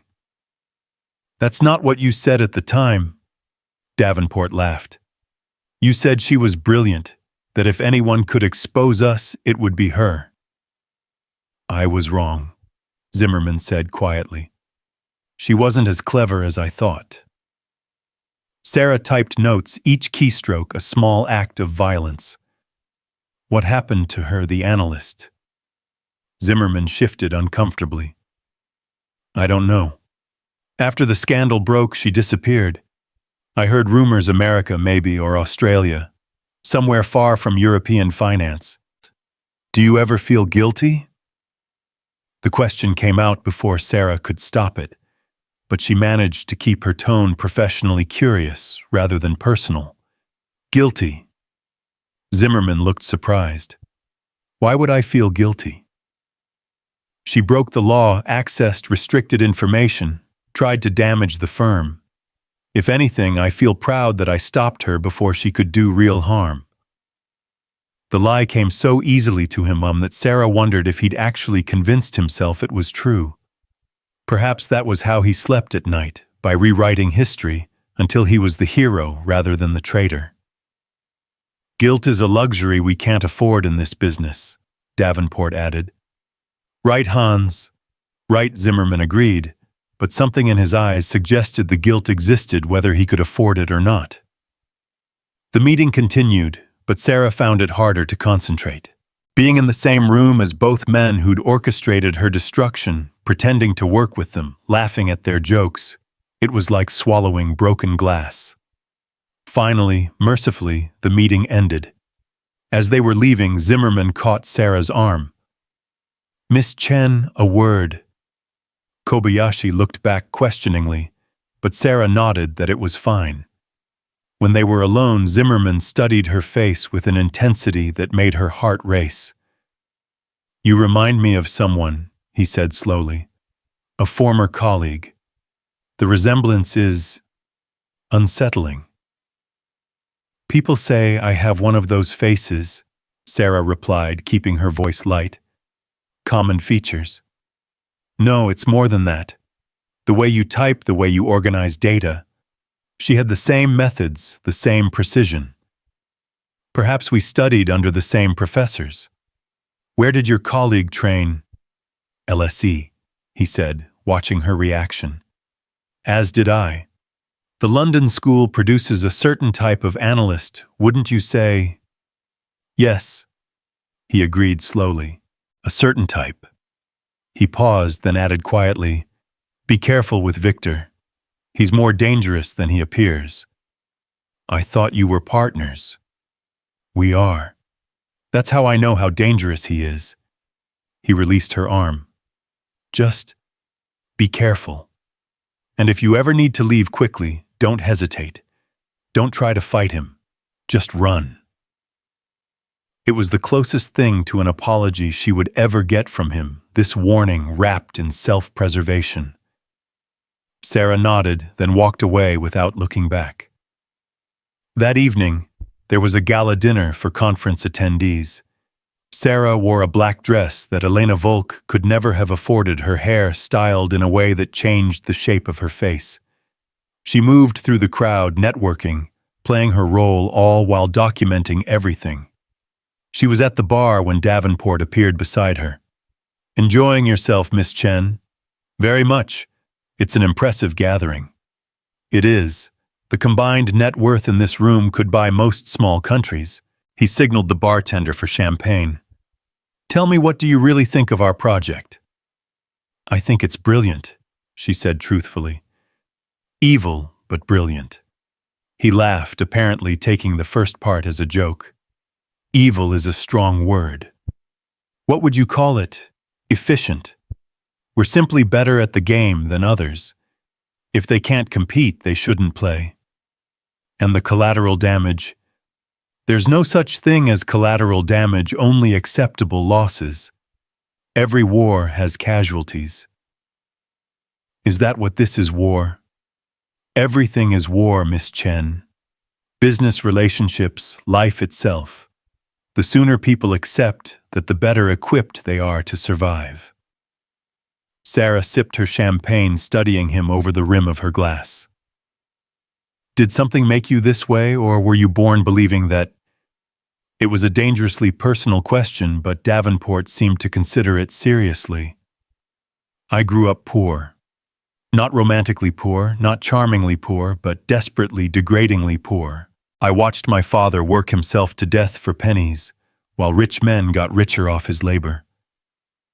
I swore I'd never be him, never be weak, never be exploited. So you became the exploiter instead. I became the winner instead. That's all that matters in the end, who wins and who loses. And Elena Volk, the German analyst, did she lose? Davenport's expression sharpened. Why do you keep asking about her? Sarah shrugged, keeping her body language casual despite her racing heart. It's an interesting case study, a cautionary tale about the dangers of idealism in finance. Idealism, Davenport repeated, relaxing slightly. That's a good word for it. She was an idealist, thought she could change the system from within. But the system doesn't change, it changes you or it destroys you. It destroyed her. Completely. He smiled with satisfaction. Though I heard an interesting rumor recently. Someone matching her description was seen in New York working as a waitress. Can you imagine, from senior analyst at Deutsche Bank to serving drinks to tourists? That's quite a fall. It's perfect justice. She tried to destroy what I built, so I destroyed what she built. Now she serves people like me, people she once thought she was equal to. There's poetry in that, don't you think? Sarah's hand tightened on her glass, but she forced a smile. Poetry or cruelty?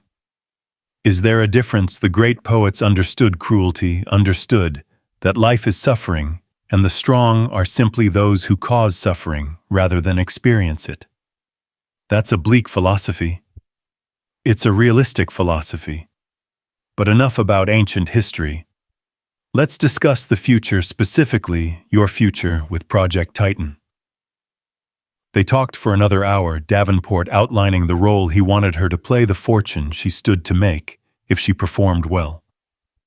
Sarah nodded and smiled and agreed, all while mentally composing his destruction. The conference ended 2 days later. By then, Sarah had accumulated enough evidence to put Davenport and his conspirators away for decades. Financial fraud, conspiracy, bribery, money laundering, the crimes stacked up like bodies in a war zone. On her last night in Singapore, she met Kobayashi in a small restaurant far from the financial district, a place where no one would recognize them. "You've done exceptionally well," he said, reviewing the evidence she'd compiled. "This is more than enough to destroy him." But you want more than destruction. You want him to know it was you." Sarah didn't deny it. "He needs to understand that the nobody he destroyed is the one bringing him down. Otherwise, it's just another business reversal, not justice." "Justice and revenge are often indistinguishable," Kobayashi observed. "But I understand the need for recognition." "Very well.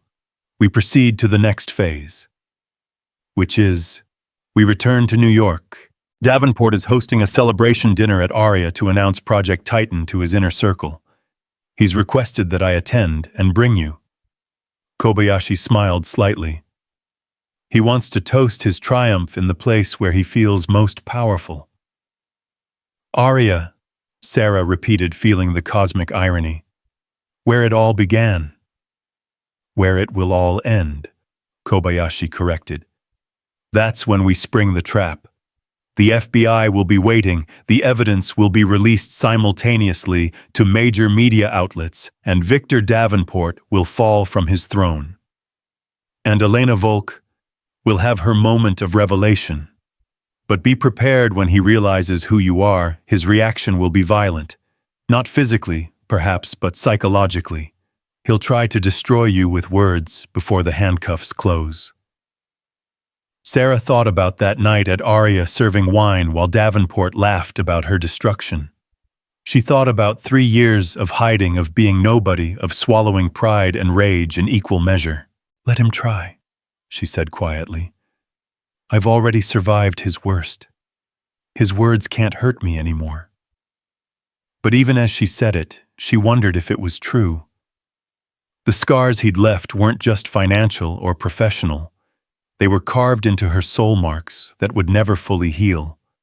Facing him as herself, not as Sarah Chen, but as Elena Volk, would be like performing surgery on herself without anesthesia. Still, it had to be done. Justice demanded it. Her ghosts demanded it. The 15,000 people who'd lost their jobs because of Chimera demanded it. "There's something else," Kobayashi said, pulling out a folder. "I've had my investigators looking into your case more deeply. There are things about your destruction that you don't know, things Davenport kept even from his inner circle." Sarah took the folder with trembling hands. Inside were documents, emails, photographs, a complete chronicle of the conspiracy against her. But one document stood out, a psychological profile commissioned by Davenport before her downfall.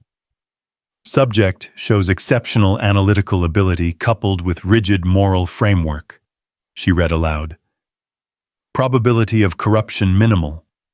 Probability of successful intimidation low.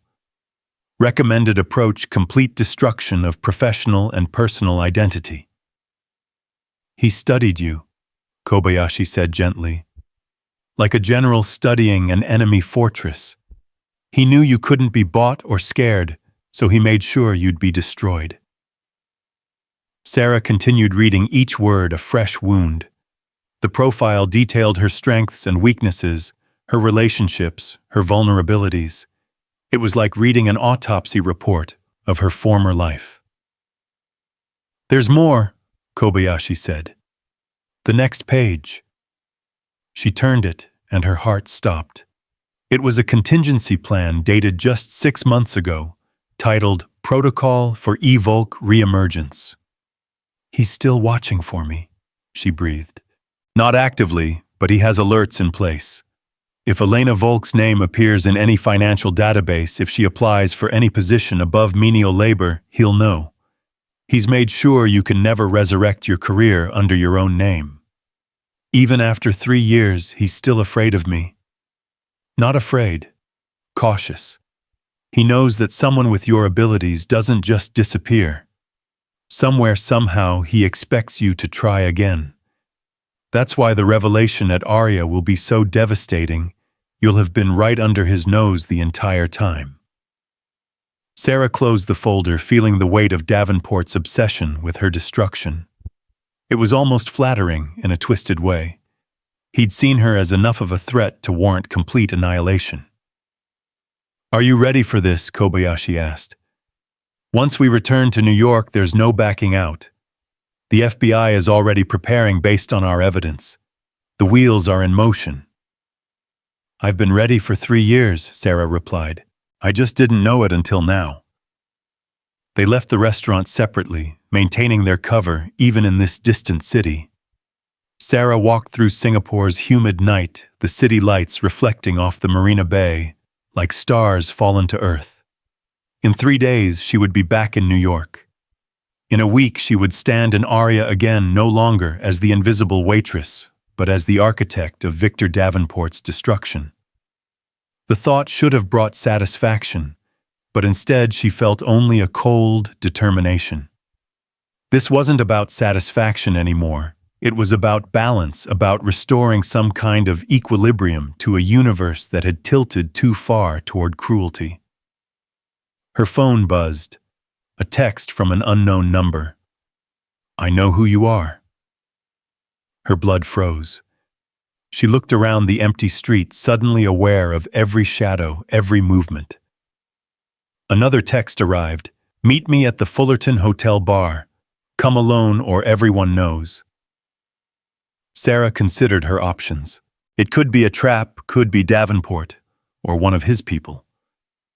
But if someone had penetrated her cover running, would only confirm their suspicions. She had to face this, whatever it was. The Fullerton's bar was all colonial elegance and expensive whiskey.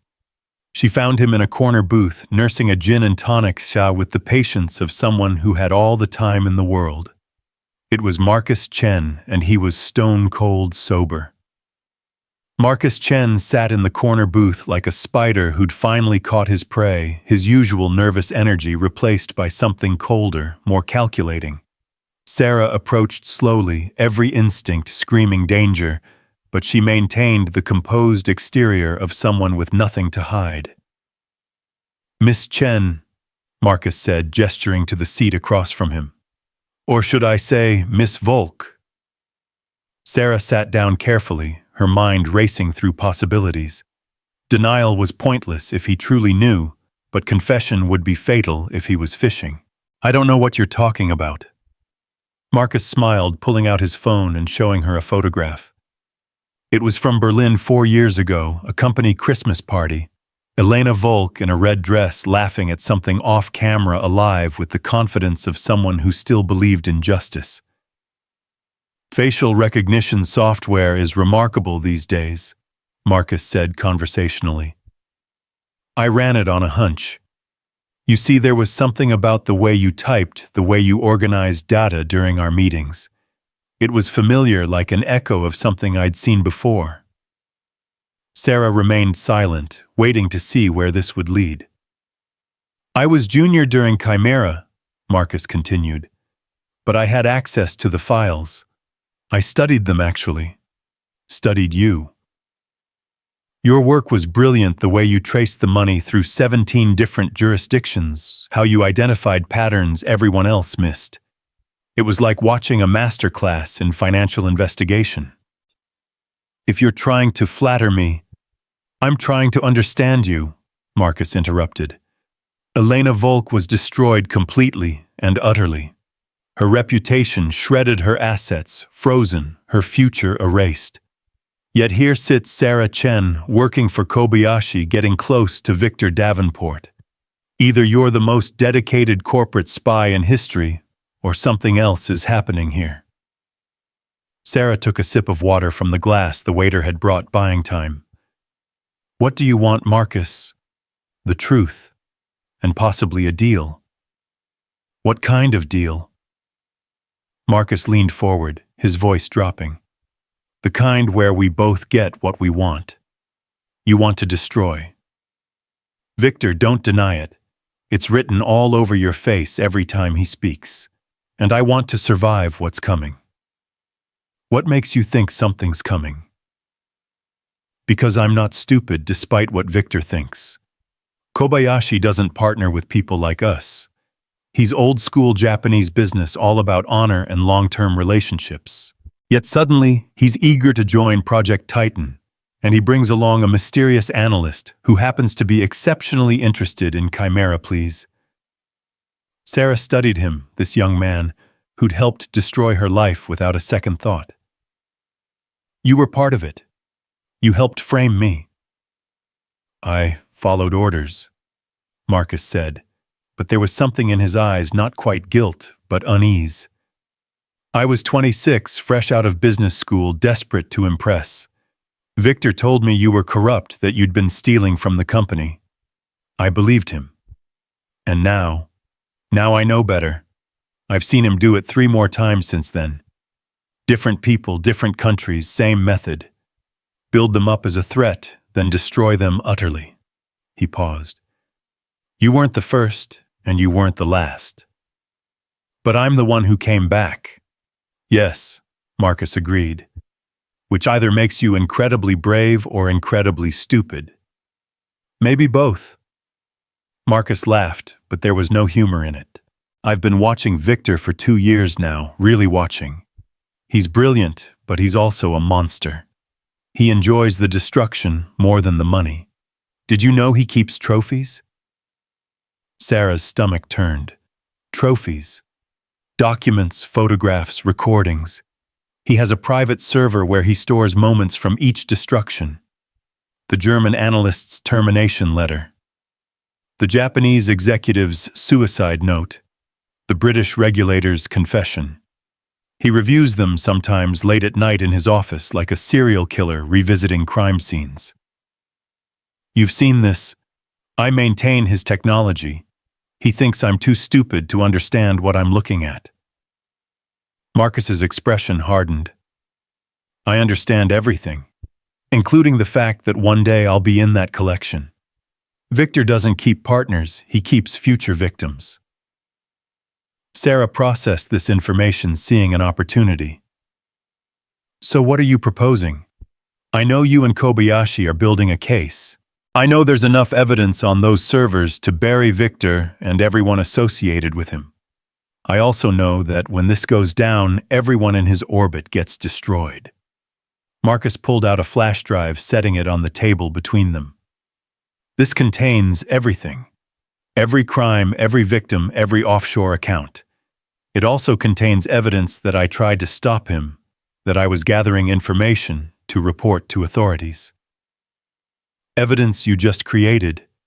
Evidence I've been creating for 6 months, backdated and embedded so deeply that even forensic analysis will confirm its authenticity. He pushed the drive toward her. Take it. Use it. But when the arrests come, I'm the whistleblower who helped bring him down, not the accomplice who enabled him. Sarah didn't touch the drive. You want immunity. I want to survive. Do you know what Victor does to people who betray him? It's not just financial destruction. He goes after families, friends, anyone you've ever cared about. I've seen him destroy a man's daughter's college admission because the father considered testifying against him. And you think I can protect you? I think Kobayashi can. I think the FBI can if they know I'm the one who provided the crucial evidence. Marcus's desperation was showing now. I'm 32 years old, Elena. I don't want to spend the rest of my life in prison or looking over my shoulder for Victor's revenge. Sarah finally picked up the drive, weighing it in her hand. This could be a trap. You could be recording this conversation for Victor. Marcus pulled out his phone, showing her the screen. It displayed a banking app with a transaction pending. Press one button and $50 million of Victor's money gets donated to charity, specifically to a fund for the families affected by Chimera. It's taken me months to set this up to get the access codes to route it through channels he can't reverse. If I were working for him, would I be prepared to do this? You'd steal from him. It's not stealing, it's justice. A small portion of justice, but still. His finger hovered over the confirm button. Say the word and I push it. Then you'll know whose side I'm on. Sarah considered for a long moment. Marcus was a rat fleeing a sinking ship, but even rats could be useful. Do it. Without hesitation, Marcus pressed the button. The screen showed transaction complete, and somewhere in the digital ether, $50 million changed hands. It's done. By the time Victor notices, the money will have been distributed to 1,400 families. He'll know it was me, I made sure of that. You just signed your own death warrant. I signed that the day I started working for him. At least now I get to choose how I die, on my feet or on my knees. Marcus stood up. The drive contains more than just evidence. There's a protocol, something Victor calls scorched earth.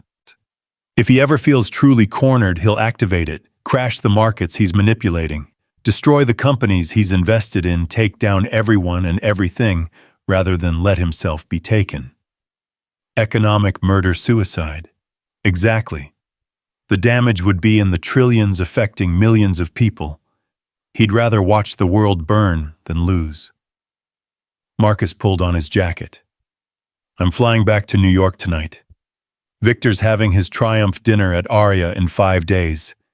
That's when he plans to execute the first phase of Titan. We know. Do you know he's also planning something special for that night? A demonstration of power, he called it. I don't know the details, but he mentioned your name, Elena Volk's name. He said it would be poetic justice. Sarah's blood chilled. What kind of demonstration? I don't know, but he's been in contact with people in Germany, pulling strings, calling in favors. Whatever he's planning, it involves your past. Marcus moved toward the door, then turned back. Be careful, Elena. Victor's most dangerous when he thinks he's won. And right now he thinks he's invincible. After Marcus left, Sarah sat alone in the bar, the flash drive burning in her hand like a live coal. She plugged it into her secure laptop, using every security protocol she knew to ensure it wasn't infected with malware. The files began opening, each one a window into Davenport's criminal empire. Marcus hadn't exaggerated.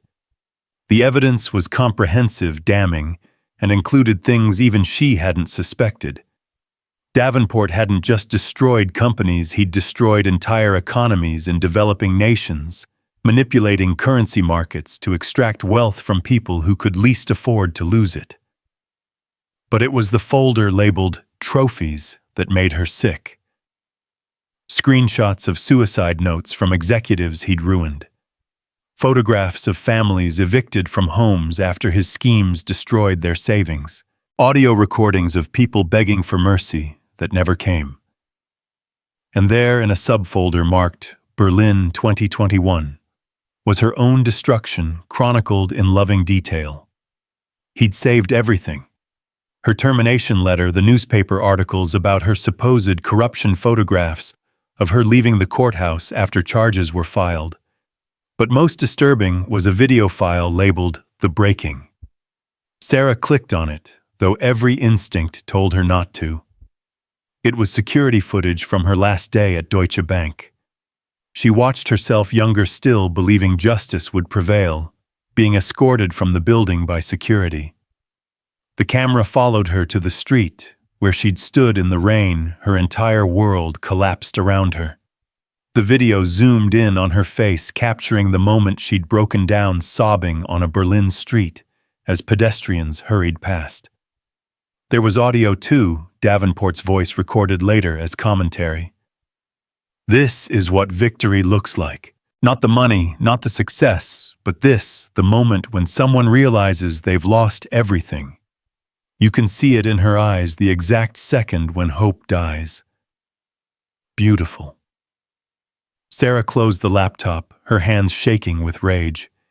He'd watched her breakdown like it was entertainment had saved it to revisit whenever he wanted to relive his triumph.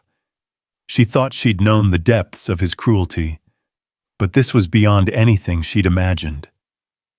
Her phone rang. Kobayashi. "We have a problem," he said without preamble. "Zimmerman is dead." The words didn't register at first. "What? How?" "Apparent suicide. He jumped from his hotel room an hour ago. But Elena, he left a note. It mentions you by name. The real you." Sarah's mind raced. That's impossible. He didn't know. He figured it out. The note says he's sorry for what he did to Elena Volk, that he can't live with the guilt anymore. The Singapore police will investigate, and your cover identity won't survive that scrutiny. We need to leave. Now. Already arranged. There's a car waiting for you at the hotel. We fly out in 3 hours private jet. But Elena, this changes everything. If Zimmerman knew who you were, then Davenport might know too. Sarah was already moving, leaving the bar, and heading for the street. Marcus Chen knows. He confronted me tonight. Marcus, is he a threat? No, he's turned. Gave us everything on a drive enough to bury Davenport 10 times over. But Zimmerman's death, that's not a coincidence. Davenport's cleaning house. Or sending a message. Zimmerman betrayed you once. His death could be Davenport's way of saying he knows you're coming. Sarah got into the waiting car, her mind spinning through possibilities. If Davenport knew she was Elena Volk, the dinner at Aria was a trap. But if he didn't, revealing herself there would be the ultimate victory.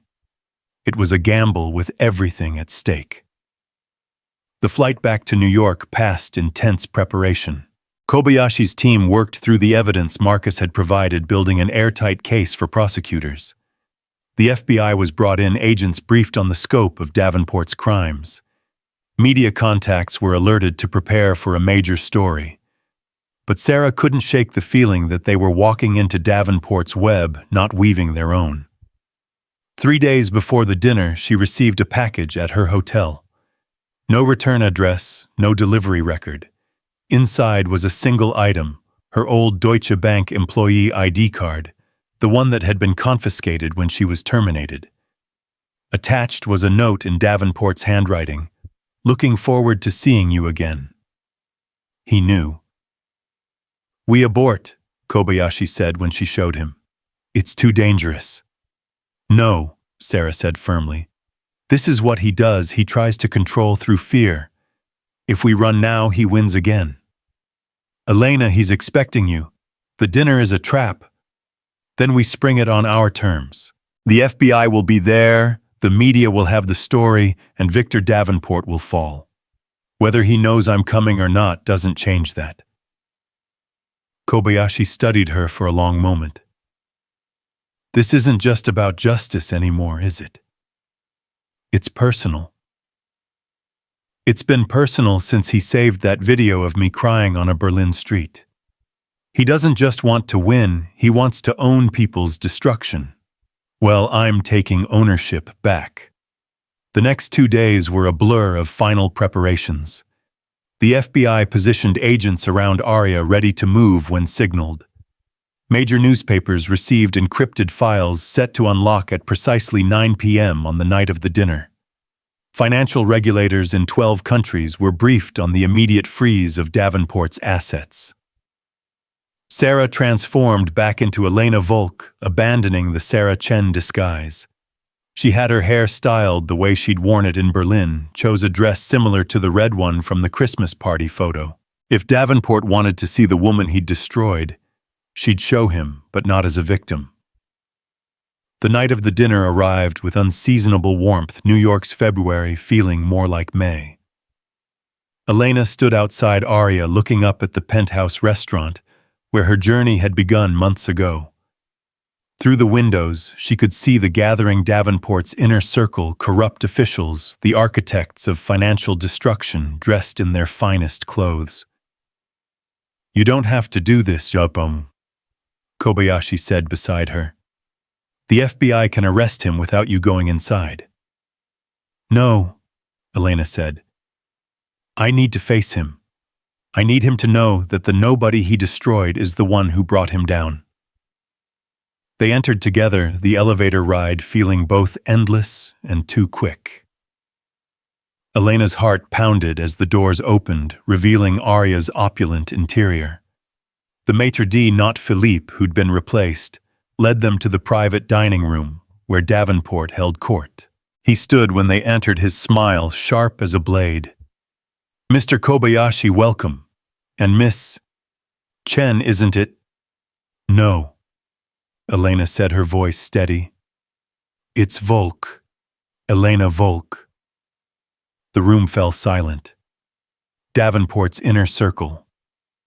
12 men and 3 women who'd profited from others' misery turned to stare, some with confusion, others with growing recognition and alarm. Davenport's smile widened. "I know. I've known since Singapore. Did you really think you could fool me, that I wouldn't recognize the woman I destroyed so thoroughly? You didn't destroy me. You transformed me." "Into a waitress," Davenport laughed. "Yes, I heard about your little job here. How poetic, serving wine to your betters, cleaning up after the people you once thought you equaled." "I did equal them. I surpassed them. That's why you had to destroy me, because I was better than you." "Better?"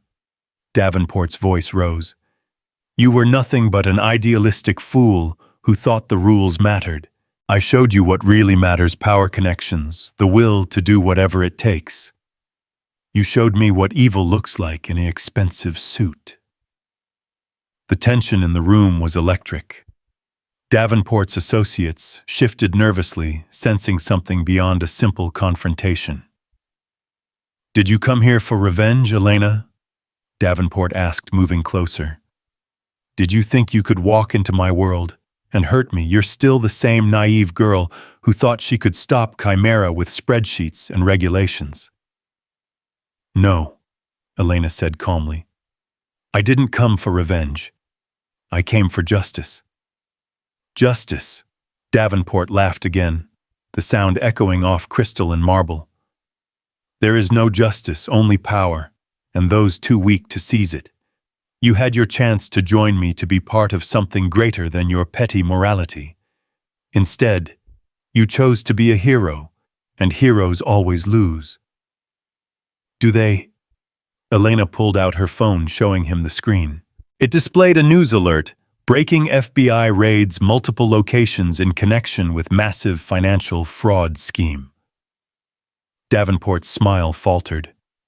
Around the room, phones began buzzing as his associates received their own alerts. The sound of sirens grew louder, filtering up from the street below. "What have you done?" Davenport snarled. "What you taught me," Elena replied. "I removed emotion, removed ethics, removed everything except the calculation of your destruction. Every crime you've committed, every life you've destroyed, every dollar you've stolen, it's all been documented and delivered to authorities worldwide." "You're lying. My lawyers are being arrested as we speak. Your offshore accounts are frozen. Your political connections are running for cover. Project Titan is dead, and so is your empire." The doors burst open. FBI agents flooded in, weapons drawn, badges displayed. "Victor Davenport, you're under arrest for financial fraud, conspiracy, money laundering, and racketeering." But Davenport wasn't looking at the agents. His eyes were fixed on Elena, and in them she saw something she'd never expected: fear. "You don't understand what you've done," he said, as agents moved to cuff him. "The scorched earth protocol: if I go down, the entire market goes with me. Millions of people will lose everything." "Marcus Chen disabled it 3 days ago," Elena informed him. Your former protege decided he'd rather be a witness than a co-conspirator. He gave us everything, including the kill codes for your doomsday scenario. Marcus, Davenport breathed genuine shock on his face. That spineless little... He was smart enough to see what you really are, Elena interrupted. A parasite who got fat on other people's suffering. But parasites can be removed, and that's what's happening now. As the agents cuffed him, Davenport made one last attempt at control. You think you've won, you're still nobody, Elena. You're still the woman I destroyed. That will never change. You're right, Elena said, stepping closer. I'm not the woman I was.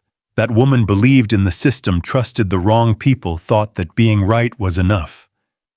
You killed her. But what rose from her ashes is something you never expected, someone who learned your methods, infiltrated your world, and turned your own weapons against you.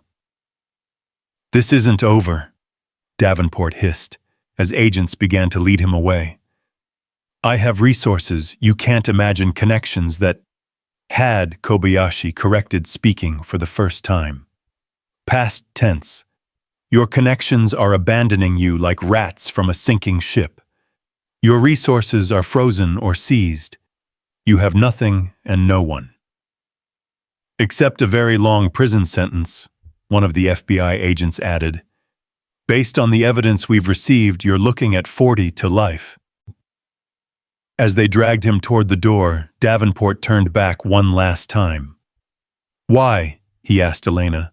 Why go through all this? You could have stayed hidden, stayed safe. Because of Franz, Elena said simply. The security guard who lost his pension. Because of Maria, the accountant who had to pull her kids from school. Because of the 15,000 people whose lives you destroyed with Chimera, and all the others you've hurt over the years. They deserved justice. And what about you? What do you get? Elena thought for a moment. I get to sleep without nightmares. I get to look in the mirror without shame. I get to know that the most powerful man in finance was brought down by the waitress he dismissed as nobody. Davenport's face contorted with rage, but before he could speak, the agents hauled him away. The last Elena saw of him was his silver hair disappearing into the elevator, his empire crumbling around him like sand. The room erupted in chaos as agents arrested the other conspirators. Some tried to run, others to negotiate, but all were caught in the net. Elena and Kobayashi had woven. She watched it all with a strange detachment, as if observing from outside her own body. It's over, Kobayashi said quietly beside her. Is it? Elena looked around the restaurant where she'd served as a ghost for 3 years. Davenport is just one man. There are others like him destroying lives for profit. True, but today one of them fell, and the world will know that it was Elena Volk who brought him down. As if on cue, Elena's phone buzzed with notifications. The media embargo had lifted, and the story was everywhere. Whistleblower brings down billionaire. The woman who toppled an empire. From Waitress to Wall Street's worst nightmare. But the headline that made Elena smile was from a German newspaper. Elena Volk vindicated, the truth about Chimera finally revealed. She walked to the window looking out over New York's glittering skyline. Somewhere out there, Franz and Maria and thousands of others would wake tomorrow to news that justice, however delayed, had finally arrived. Their pensions might not be restored. Their jobs might still be gone, but the man who'd destroyed their lives would pay for his crimes. What will you do now? Kobayashi asked. Elena turned from the window, seeing her reflection in the glass, older, harder, but undeniably alive. I don't know. For 3 years, this has been my only purpose. Without it, you're free, Kobayashi said. Free to be whoever you want to be. I don't even know who that is anymore. Then you have the luxury of finding out. He handed her an envelope. This might help. Inside was a check for $10 million and a letter. Elena read it, her eyes widening. This is a finder's fee for recovering stolen assets. Completely legal, fully documented, and enough to start over anywhere you want. Kobayashi smiled. Consider it a small compensation for 3 years of suffering. I can't accept this. You can and you will. Victor Davenport took everything from you. This is just returning a fraction of what was stolen. He moved toward the door, then paused. There's something else. My company has an opening for a senior analyst, someone with experience in identifying financial crimes. The position is yours if you want it. Elena looked at the check at Kobayashi at the restaurant where her journey had begun and ended. Can I think about it? Take all the time you need. You've earned that much and more. After Kobayashi left, Elena stood alone in the private dining room where Davenport had held his last supper. The tables were overturned from the FBI raid crystal, scattered across the floor like diamonds. She picked up an unbroken wine glass, holding it up to the light. 3 years ago, she'd served from glasses like this, invisible and broken. Now she stood in the ruins of her enemy's empire, vindicated and free. It wasn't the life she'd planned, wasn't the victory she'd imagined, but it was real. And it was hers. A sound made her turn. Philippe, the former maitre d', stood in the doorway. He looked older, worn down by the evening's events. I heard what happened, he said quietly. You were Elena Volk all along. Yes. I'm sorry.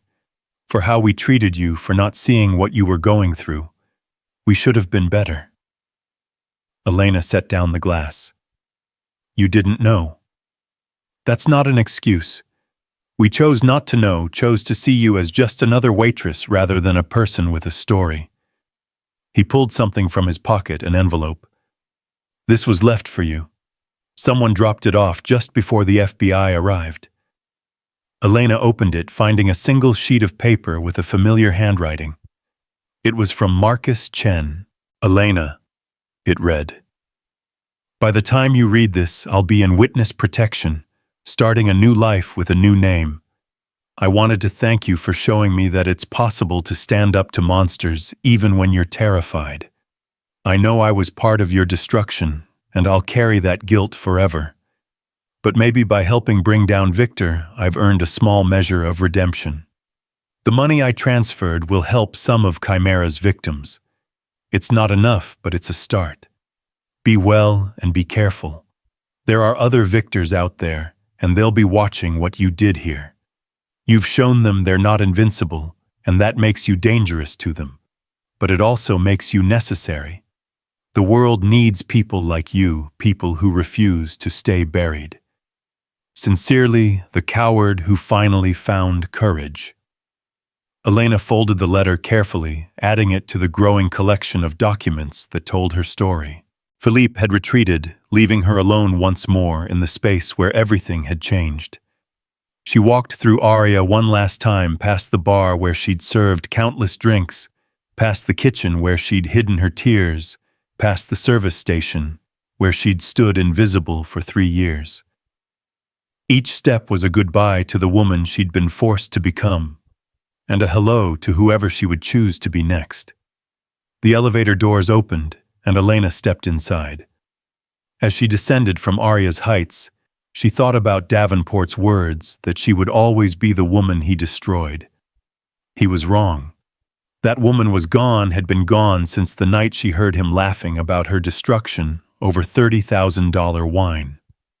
What remained was someone harder and softer simultaneously, someone who'd learned that justice wasn't given, but taken, that power wasn't inherited, but seized, that even the mightiest empires could fall if you knew where to push. The elevator opened onto the street level where reporters had gathered their cameras and microphones ready. They surged forward when they saw her shouting questions, seeking the story of the woman who'd brought down Victor Davenport. but Elena walked through them without speaking, without stopping.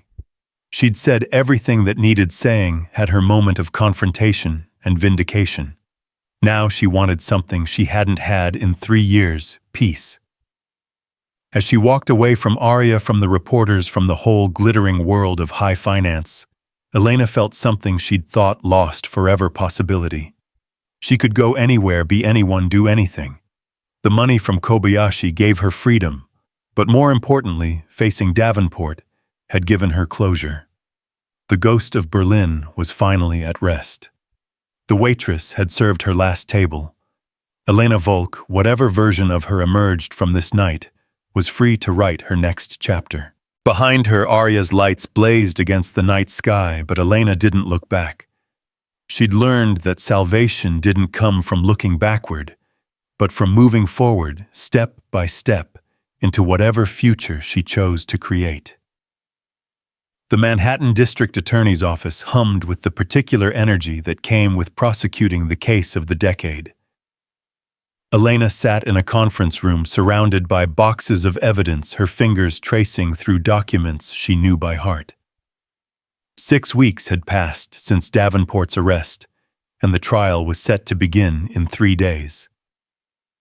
"Miss Volk, we need to go through your testimony one more time," Assistant DA Jennifer Walsh said, her voice carrying the exhaustion of countless preparation hours.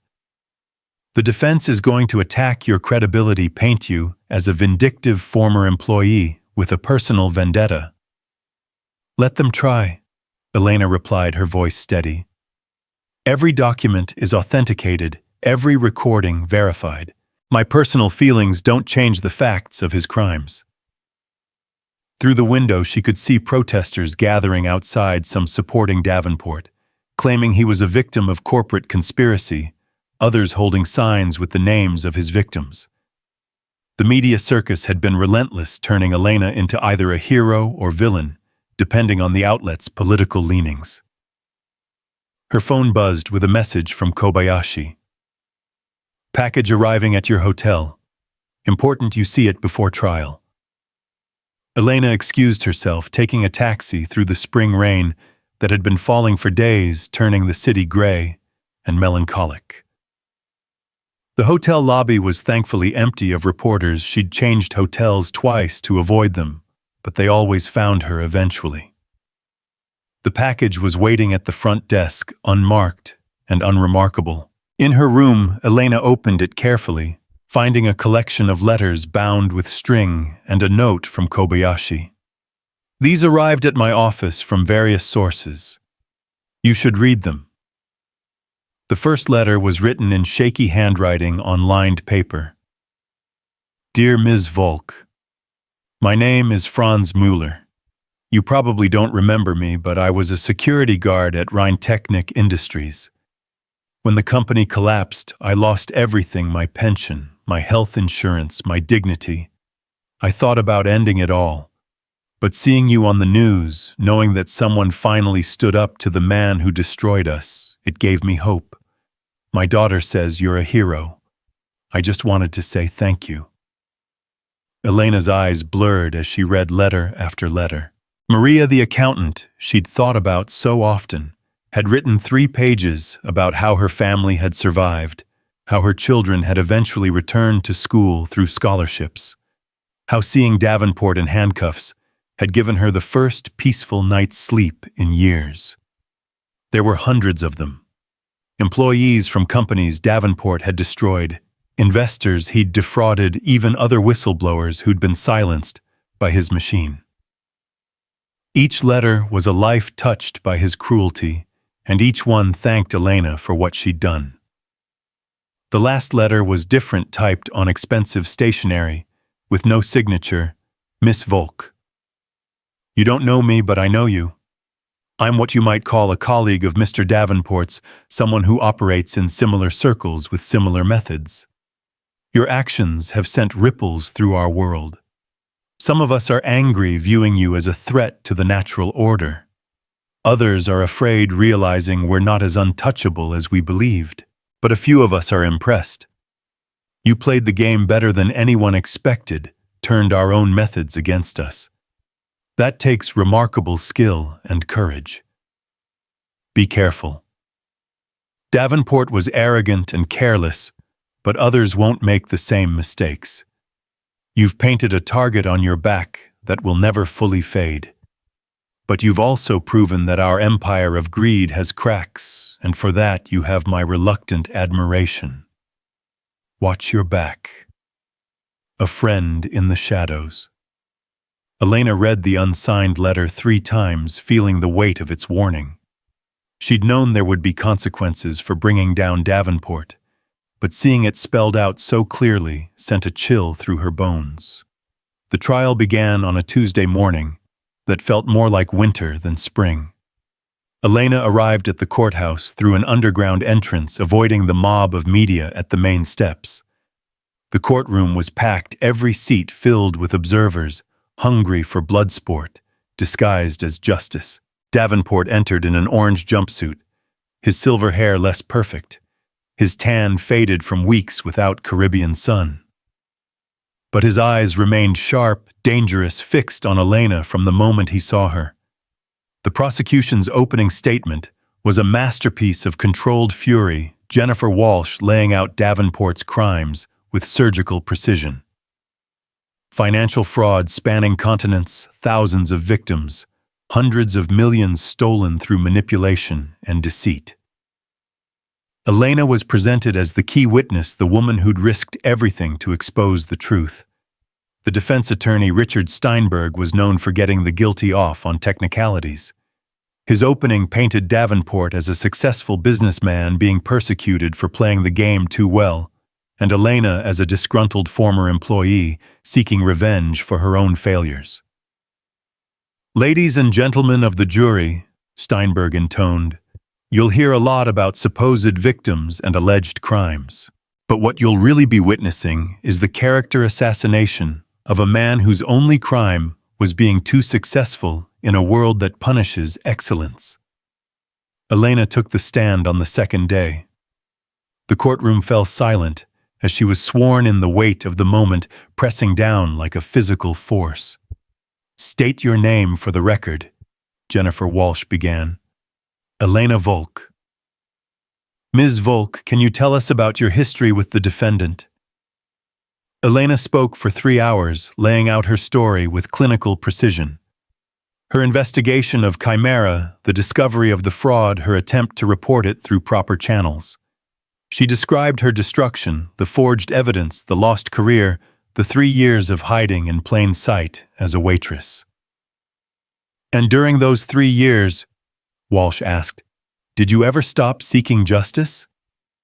"I stopped believing it was possible," Elena admitted, "until I heard Mr. Davenport himself confessing to his crimes, laughing about my destruction over wine that cost more than most people's annual salary." She described the night at Arya Davenport's casual cruelty, his admission of guilt to Kobayashi. She detailed her transformation into Sarah Chen, the evidence gathering, the careful construction of a case that would finally hold him accountable. The cross-examination was brutal.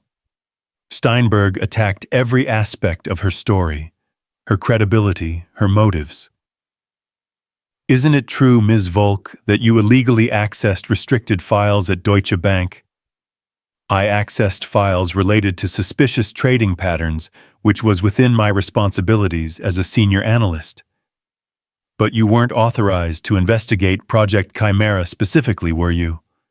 "I was authorized to investigate any suspicious activity that could harm the bank or its clients."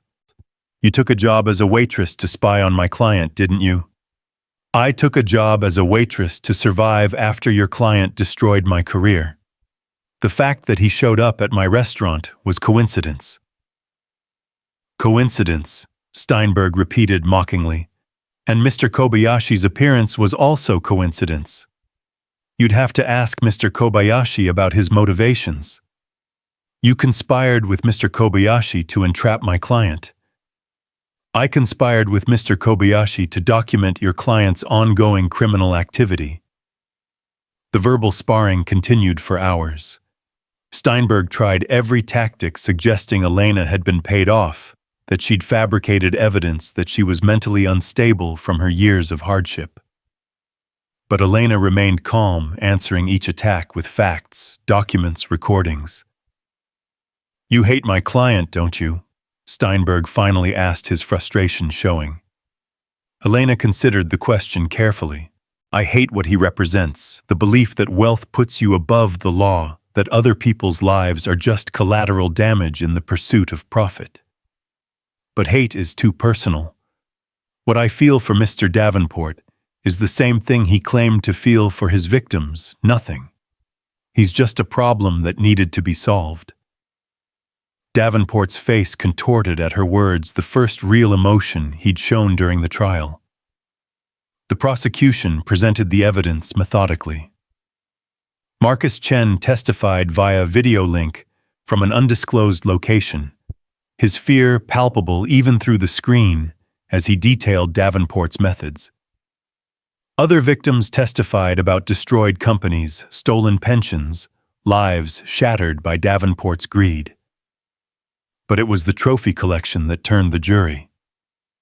When the prosecution played Davenport's commentary on Elena's breakdown, his gleeful dissection of her moment of despair, several jurors visibly recoiled.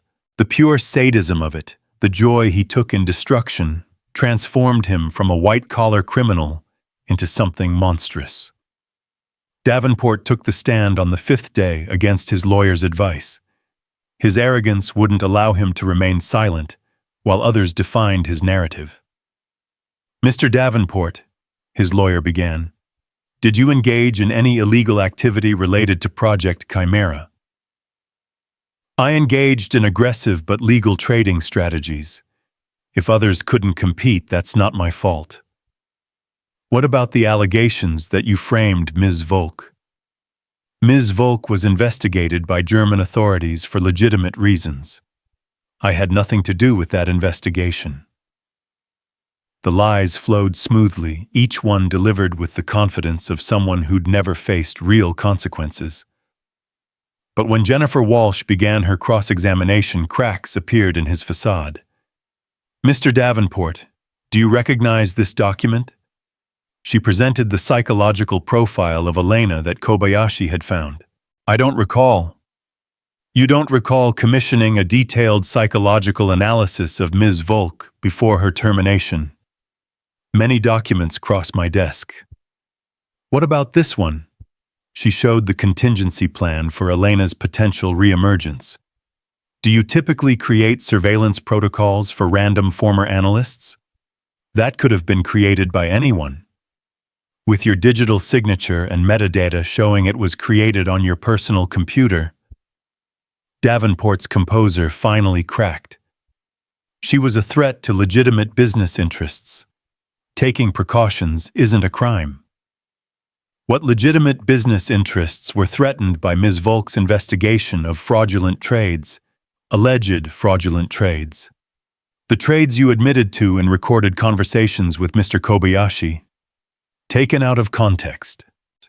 Walsh played the recordings, Davenport's own voice filling the courtroom, as he bragged about destroying Elena, about the thousands of jobs lost to his schemes, about his plans for Project Titan. With each recording, Davenport's denials became weaker, his explanations more tortured. "You enjoyed destroying her, didn't you?" Walsh asked finally. "I don't know what you mean." "You saved a video of her breakdown, added your own commentary calling it beautiful. What's beautiful about destroying someone's life, Mr. Davenport?" It was a metaphor for market forces." "A metaphor?" Walsh's voice dripped contempt. "Is that what you tell yourself to sleep at night? That the thousands of people whose lives you've destroyed are just metaphors?" "I've never destroyed anyone.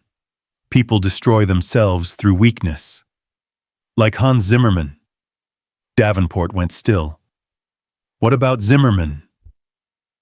"He committed suicide in Singapore, left a note confessing his role in framing Ms. Volk. Did he destroy himself through weakness, or did you destroy him?" "I had nothing to do with Zimmerman's death." "But you had something to do with his life, didn't you?" You paid him to betray Ms. Volk, then kept him under your thumb for years. That's speculation. It's fact documented in the files your former protege Marcus Chen provided. Should I play the recording of you discussing how to handle Zimmerman if he became a liability? Steinberg objected, but the damage was done. The jury had seen the real Victor Davenport, not a successful businessman, but a predator who destroyed lives for sport. The trial continued for 2 more weeks. More evidence, more witnesses, more revelations about the scope of Davenport's crimes. But the verdict felt inevitable from the moment his trophy collection was revealed. Elena was in her hotel room when the call came. Guilty on all counts, Jennifer Walsh said, her voice thick with emotion. 47 counts of fraud, conspiracy, money laundering, and racketeering. He's looking at life in prison. Elena felt nothing at first, then a strange emptiness. She'd expected triumph, vindication, but instead there was just quiet. The sentencing hearing was a month later. The courtroom was packed again, but this time with victims given the chance to speak. Franz Müller had flown in from Germany, his dignity restored, even if his pension wasn't. Maria spoke about explaining to her children why they'd lost their home. Dozens of others testified to the human cost of Davenport's greed. When Elena's turn came, she stood before the court with a prepared statement, but set it aside. "Your Honor," she began, "Victor Davenport once told me that in this world, you're either predator or prey. He chose to be a predator to hunt and destroy anyone weaker than himself. But he forgot something crucial. Even predators can become prey when they face something they don't understand." She looked directly at Davenport. "You didn't understand that some people can't be bought or broken permanently. You didn't understand that destroying someone's life might forge them into something stronger. You didn't understand that your greatest weakness was believing you had no weaknesses. For 3 years I served wine to men like you, invisible and dismissed. But invisibility became my strength. I learned to watch, to wait, to gather power from powerlessness. You created the weapon that would destroy you. But this isn't about me or even about you. It's about the thousands of people whose lives you treated as acceptable losses. They deserve justice, and today they're getting it. I don't wish you suffering, Mr. Davenport. I wish you something worse, understanding. I hope that in your cell in the decades to come, you'll finally understand what you took from people. Not just money or careers, but hope, dignity, the belief that the world makes sense. I hope you feel every ounce of despair you caused others. But mostly, I hope your fall serves as a warning to others like you. The age of untouchable financial predators is ending. We're watching now those of us you dismissed as nobody, and we're not afraid anymore." The judge sentenced Davenport to 168 years in prison, effectively life without parole. As they led him away, he turned to Elena one last time. "This isn't over," he mouthed silently. But it was. For him at least. The media storm that followed the verdict was intense but brief. Elena gave one interview to a German newspaper that had originally reported her as a criminal. She told her story simply without embellishment, then appeared from public view. Kobayashi's job offer remained open, but Elena wasn't ready for that world yet. Instead, she used some of the money to establish a foundation for financial whistleblowers, providing legal and financial support for those who risked everything to expose corruption. She bought a small apartment in Brooklyn, far from the gleaming towers of Manhattan's financial district. It was modest, but hers the first space in years that felt like home. She filled it with books she'd been meaning to read, music she'd forgotten she loved, pieces of a life slowly being reconstructed. Marcus Chen reached out once, a letter forwarded through multiple lawyers to protect his location. He was teaching now, he said, at a community college somewhere in the Midwest, teaching business ethics of all things. "I tell them about you," he wrote. Not by name, but the story. About how one person can stand up to systematic evil and win. They need to hear it. I needed to hear it. 6 months after the trial, Elena received an unexpected visitor. Kenji Kobayashi arrived at her apartment with tea and a proposal.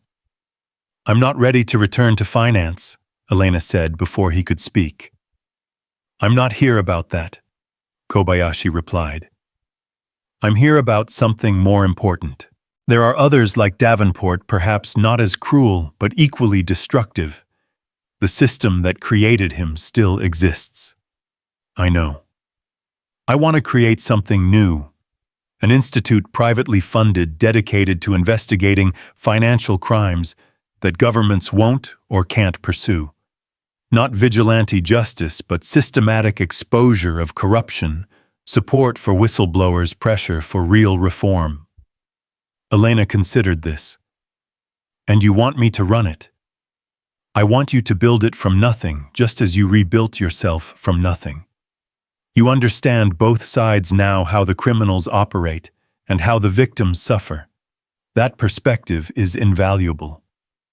It would make me a target for every corrupt financier in the world. You already are. The question is whether you'll be a target with resources and allies or alone." Elena looked out her window at Brooklyn's skyline, so different from the view from Arya's Heights. She thought about the letters from victims, the warning from the anonymous colleague of Davenport's, the thousands still suffering under systems designed to protect the powerful. "I'll think about it," she said. Kobayashi smiled, standing to leave. "That's all I ask. But Elena, remember, you didn't just bring down Victor Davenport. You proved it could be done. That knowledge is out there now, inspiring others. Whether you lead this institute or not, you've already changed the game." After he left, Elena sat in her quiet apartment, processing the offer. She'd wanted peace, normalcy, a life free from the warfare of high finance. But she also knew that peace was a luxury many couldn't afford, that normalcy was impossible when abnormal cruelty went unchecked. That night, she dreamed of Arya again, but differently.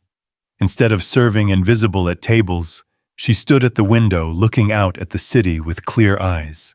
The dream Davenport was there, but shrunken, powerless, just another shadow among many. She woke with her decision made. The Volk Institute for Financial Justice opened a year later in a renovated warehouse in Queens, far from Wall Street's gleaming towers, but close enough to watch them.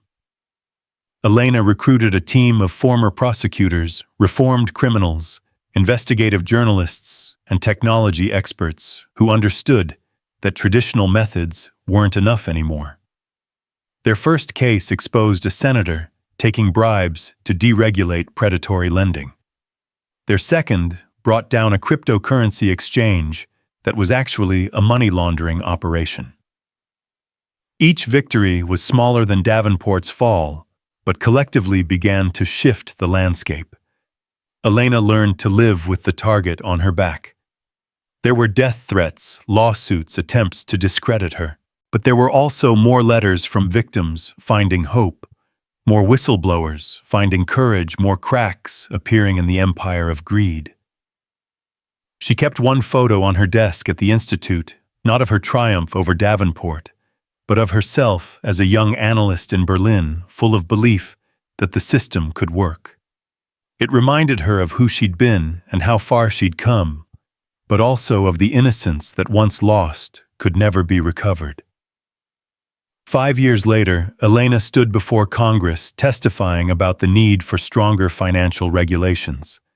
The senator questioning her, a man known for his Wall Street connections, tried to paint her as a radical, a threat to American capitalism. "Miss Volk," he said with practiced condescension, "don't you think your experiences might have biased you against legitimate business practices?" "Senator," Elena replied calmly, "my experiences taught me the difference between legitimate business and legitimized crime. If understanding that difference makes me biased, then yes, I'm biased toward justice. You seem to think all of Wall Street is corrupt. No, Senator. I think Wall Street, like any center of power, attracts both the best and worst of humanity. My job is to help distinguish between them to ensure that the worst don't destroy the best along with everyone else. And you think you're qualified to make that distinction? Elena smiled slightly. I was trained by the best senator. Victor Davenport taught me everything about how financial predators operate. I'm simply using that education for a different purpose than he intended. The hearing made headlines, another round of media attention. Elena neither sought nor enjoyed. But it also led to 3 new laws strengthening whistleblower protections and increasing penalties for financial fraud. Victor Davenport died in prison 7 years after his conviction, a heart attack in his cell. Elena heard the news while reviewing cases at the Institute. She felt nothing at first, then a strange sadness, not for him, but for all the destruction that could have been avoided if someone had stopped him sooner. His death made the news briefly, most articles mentioning Elena's role in his downfall. One journalist called asking for her reaction. He was a symptom of a diseased system, Elena said. His death doesn't cure the disease, it just removes one carrier. The work continues. But privately, alone in her apartment that night, Elena allowed herself to remember the man who'd destroyed her life and inadvertently created her purpose. He'd been right about one thing: the world was divided into predators and prey. He'd just been wrong about which one she was. She'd been prey, then predator, then something else entirely, a guardian perhaps, or simply someone who'd learned that strength wasn't about destroying others, but about preventing destruction. The Volk Institute grew, opening offices in London, Tokyo, Singapore. Elena trained a new generation of financial investigators, teaching them not just technical skills, but the psychological warfare necessary to face down those who believed themselves untouchable. On the 10th anniversary of Davenport's conviction, Elena received a package with no return address. Inside was a wine bottle, 1982 Chateau Margaux, the same vintage Davenport had ordered that night at Aria. Attached was a note, Ms. Volk, a reminder that every empire falls, including yours. Enjoy the wine while you can. The market. Elena studied the bottle, remembering how she'd served this same wine to the man who thought he owned the world. Then she donated it to a charity auction, the proceeds going to victims of financial fraud. She'd learned long ago that threats were just another form of fear, and fear was just another emotion to be processed and set aside. The work was what mattered. The slow, grinding work of holding power accountable, of giving voice to the voiceless, of proving again and again that no one was untouchable. Standing in her office, looking out at Queens' working-class neighborhoods, Elena thought about the woman she'd been: the analyst, the waitress, the ghost. All of them were part of her layers of identity, built through destruction and reconstruction. Victor Davenport had been wrong about many things, but he'd been right that the world was a battlefield. The difference was that Elena fought not for personal gain, but for the principle that had driven her from the beginning, that justice, however delayed or imperfect, was possible. The phone rang. Another case, another predator, thinking they were too smart to be caught. Elena answered it, ready to begin again, the work that would never truly end, but was worth doing anyway. Because she'd learned the most important lesson of all: sometimes the nobody that power dismisses becomes the somebody who brings it down. And in that transformation, in that reversal of fortune, lay the hope that kept the world from sliding entirely into darkness. The ghost of Berlin had become the guardian of something larger than herself, and in that becoming, Elena Volk had finally found not peace but purpose, which she'd learned was perhaps the better prize.